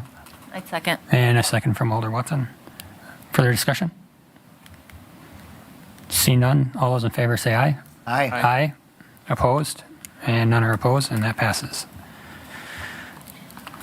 Okay, and we'll move on to agenda item number 10, discussion and possible action on setting a public hearing to amend the official city map by removing lands from the 28th Avenue corridor right-of-way. And Alan? Yes. So the map was included in this. So back in 2005, when the county was going to move 28th Avenue over, there was that corridor for 28th Avenue all the way up to Decatur, and that was, you know, through the town of Maine. So the county mapped it and the city mapped it to mirror what the county did. So now that, you know, we're going to move ahead with 28th Avenue on the current alignment, and now the town of Maine, now the village of Maine has said that they're not going to obviously follow through with it either. That it doesn't pay for the city to have this on the official city map. So I would recommend that we set a public hearing to hear what people think about that and to remove it from the official city map. Okay. Any comments, discussion? Would that public hearing be in this committee meeting or? Yes. Okay. I'd make a motion to set the public hearing. Okay, I have a motion to set the public hearing from Alder Watson. Second from Alder Martins. Further discussion? Seeing none, all those in favor say aye. Aye. Opposed? And none are opposed. That passes. And we'll move on to agenda item number 11, discussion and possible action on easement with Wisconsin Public Service for underground facility at 606 East Thomas Street. Alan? Yep, this is the PD building that's through their parking lot. This is all part of a bigger project that WPS is doing to upgrade the power in the area. It's going to go across the street to the towers, and then so then they're going to get an easement from the towers there, and then it's also going to go through the park, and it's going to go to the new apartment buildings at $700,000. But it's also going to serve as a backbone and a backup to the apartment buildings and to the PD and to the $700,000. So this one's coming here because that is obviously a city facility. So WPS would need an easement to make those upgrades, and I would recommend we move ahead and grant WPS that easement to upgrade their facilities. All right, thank you. Alder Martins? Is this a temporary or a permanent easement? It's a permanent easement. This would be permanent power that they would keep in there. Okay, and then when they put the power in, what do they do? They're just doing like directional boring or something like that, so they're not going to be disrupting the parking lot? Yeah, they would have some pits where they would need it, but yes, the majority of it would be bored. Okay. I'll make a motion to approve the easement. All right, I have a motion to approve the easement from Alder Martins. I'll second. Second from Alder Larson. Any more discussion? Seeing none, all those in favor signify by saying aye. Aye. Aye. Opposed? None are opposed. And that passes. And we'll move on to agenda item number 12, presentation on CIP infrastructure project summary to be submitted for the 2026 budget. Yep. So both are in. I put 25 in here, or Lori did, just to show where 25 compares to 26. I'll kind of go through the major projects here, starting, if we're looking at the 26 budget, the DOT projects here. We have a commitment of $310,000 to West Wausau Avenue. That's getting reconstructed this summer of 26. That's an STP urban project with the DOT paying for 70% of that, so that's our cost share. So we have that commitment of $310,000. If you go down to the street improvements, for 26, we have Stark and also 28th Avenue. So those are in there. And then 8th Avenue from Spruce to Bridge, that is in TID 8. And then the two downtown streets, the 2nd Street and Division Street, south of the old mall property, those are in TID 312.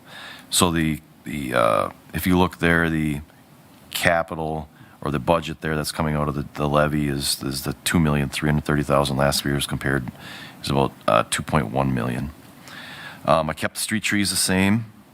The asphalt overlay, this committee boosted that asphalt overlay over the last year to $600,000. I kept that at $600,000. That would be the recommendation. The alley went up based on this year's bids. The alley paving before was 35. I upped it to 45 just because the cost of paving alley has gone up. So we increased that budget a little bit. Sidewalks, the annual sidewalk replacement, I'd like also to increase that. Last year was 200. I'd like to go up to 250. It seems the cost to replace sidewalks has gone up astronomically over the last 5 years, and we're falling behind on complaints. So, I don't know if $50,000 is going to keep up, but I don't want to bump that budget too high. I guess we'll see where we get at with $250,000 next year. We're getting the same amount of complaints, but we're getting, obviously it costs more, so we're getting less done every year. Street lighting. Last year there wasn't any commitments to street lighting, this year there was no commitments to street lighting. This year we would have 3 street lighting projects: 28th Avenue, We're talking about putting the Cobra headlights down 28th Avenue to light that corridor. And then we also have decorative lighting on First and River Drive. That's this year's project. We installed the conduits and the bases, but next year we'll put the lights in. That's TID 3. And then also there's been a request for some lighting on 4th Street from Grant to McIndoe. Those would both be TID funded projects. So then if you look at the storm sewer projects, the two major ones are Stark and 28th. Other capital expenditures, if you go down, we have engineering studies in there that stayed the same. Concrete pavement repairs. The general fund did have $300,000. This year we keep that the same. The only thing with that is we did have more funding for concrete pavement repair out of TID 8 this year. From what Mary Ann tells me, we were not able to draw that money out of TID 8 for 1 year, so that'll hopefully go back on in future years. But for next year, we'd be down that $350,000 out of TID 8. Pavement markings we would keep the same, and then the rest of the way down, our utility costs for the water main and the sanitary sewer, they're not in the budget or the general budget. So if you look, compare the 25 to the 26 budget, the capital budget here that would not be on the levy. Is that the right way to say that, Eric, on the levy? Yeah, so in 25 it was 4.9 million. We'd be up to about 5.3 if we stick with what the projects that are proposed.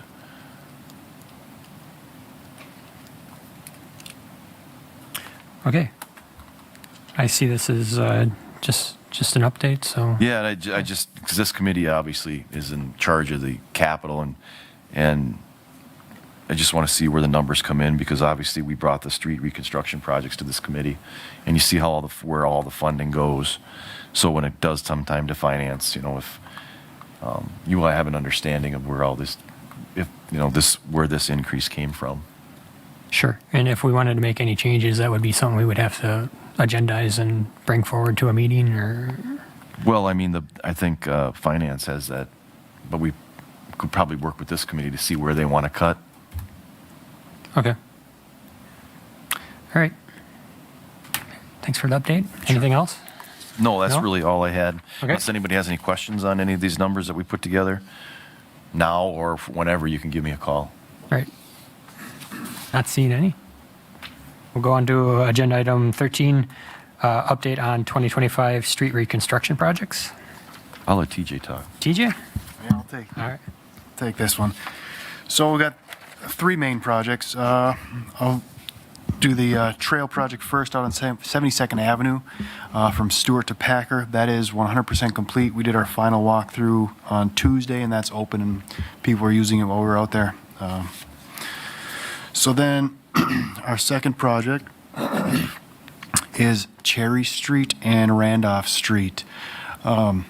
Cherry from West Wausau to Strobridge is 100% complete, and they are currently working from Strobridge to the north to Randolph. And then on Randolph Street, we have that broken up into 2 phases. The first phase from Merrill Avenue to 3rd Avenue is currently under construction, and that was slated to be completed prior to school starting. However, there have been some delays, and that is now in jeopardy. So we are working with the school district to come up with a plan if they do not complete that in time. So you may be hearing about that one. But then the next phase is from 3rd Avenue down to Burek. That has not yet started, but once they complete Cherry, they're going to be moving on to that.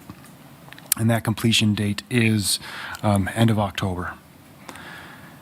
And then Fulton and 2nd Street. 2nd Street is 100% complete. That is from Short up to DeKalb. And then Fulton Street from 1st to 7th. Fulton from 1st to 5th is 100% complete. They are currently building the road from 5th to 6th. I would expect that to be paved possibly by Labor Day weekend. And then They're currently working on the underground utilities from 6th to 7th.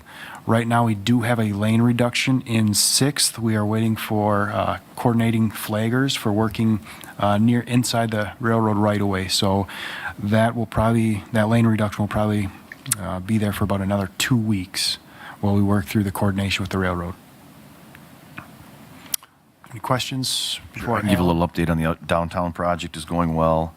All the concrete pavement is in, all the roadway is in. They're working on the items from like behind the curb, the sidewalk, the pavers, the benches. They started installing a lot of the decorative stuff just today, actually, the benches and the curb planters started going in today, so that's going well. There's been a slight delay because the building down there, the foundry, was about a month behind, so that kind of held our project up a little bit. But we will still complete our project around October 1st, which is about the time that they're going to be opening up the foundry.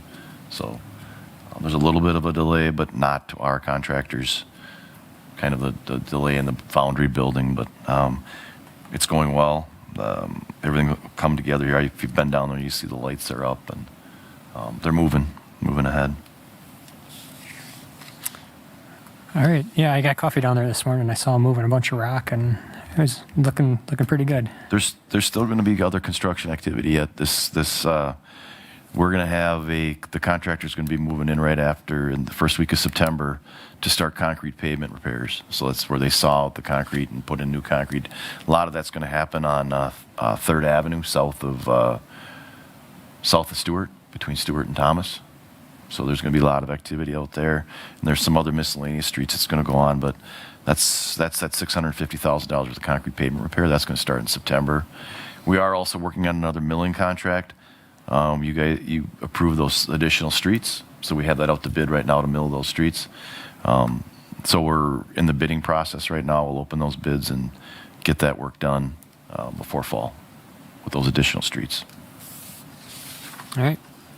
Anything else? Thanks for the update. We'll move on to agenda item 14, update on proposed fleet maintenance facility and possible action, prioritizing possible locations. Eric?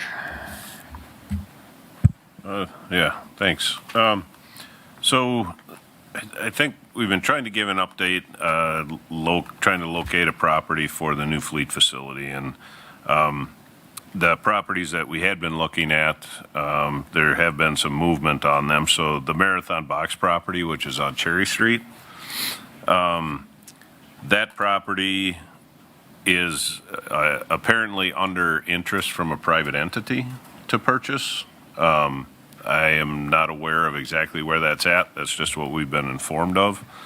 So I'd like to let this committee know that. Not sure where that's going to play out. If that will, still be a potential consideration, or if that's just going to go to a private entity. The other area that we looked at, once again, was the expansion of our existing DPW site. Initially, that was one of our first options that we looked at, and looking at all of the 20-some options that we looked at throughout the city. We took another look at that, and you'll see on the maps that I put in that really to get the property that we would need at that location would be about 12 properties would have to be purchased, which would be significant. I wanted to give the committee an update on that as well. We would still use some of our existing property with some updates with that, but and then probably vacate potentially some of the roads if that was an option that did move forward. But considering the high number of properties to purchase, and some have approached us that they would like to sell. Others have said that they wouldn't. So there has been contact back and forth. So just to keep you up to date on that option. And then recently I had a conversation with the county, the highway commissioner, Jim Griesbach, and they're actually moving forward with their relocation. They're heading down to Cronenwetter. So they had purchased property, and they have a plan to move forward and potentially be moved out by 2028. And so that county highway property would potentially be available.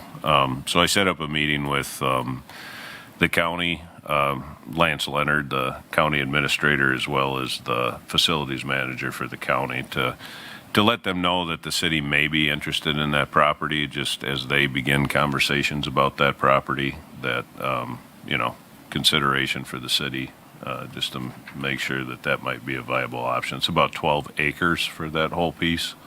So that actually came up, so I wanted to give the committee that there is those conversations going on as well. So. Alder Larson? Yes, thank you, Mr. Chair. The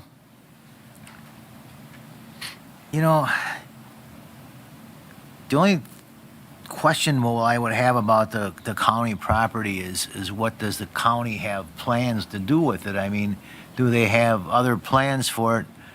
Like their West Side Master Plan. I mean, to sit here and then hold out for a year or two, and then all of a sudden come up and say, well, we're not going to sell this because we're going to put an ice rink here, or we're going to put a parking lot here, or whatever. I mean, it's just, it seems that like ever since we lost that West Street property, this whole thing has gone stagnant, and I also want to mention that how did the news media get a hold of that we were thinking about 1300 Cleveland Avenue again? That was reported, but I was staunchly against that, when it first came up, but being I guess you could say the senior member on this committee, everything we've looked at over the years is exhausted. Am I correct in saying that, Eric? Yeah, I was, we've looked at 20 some properties and yep. I'm just,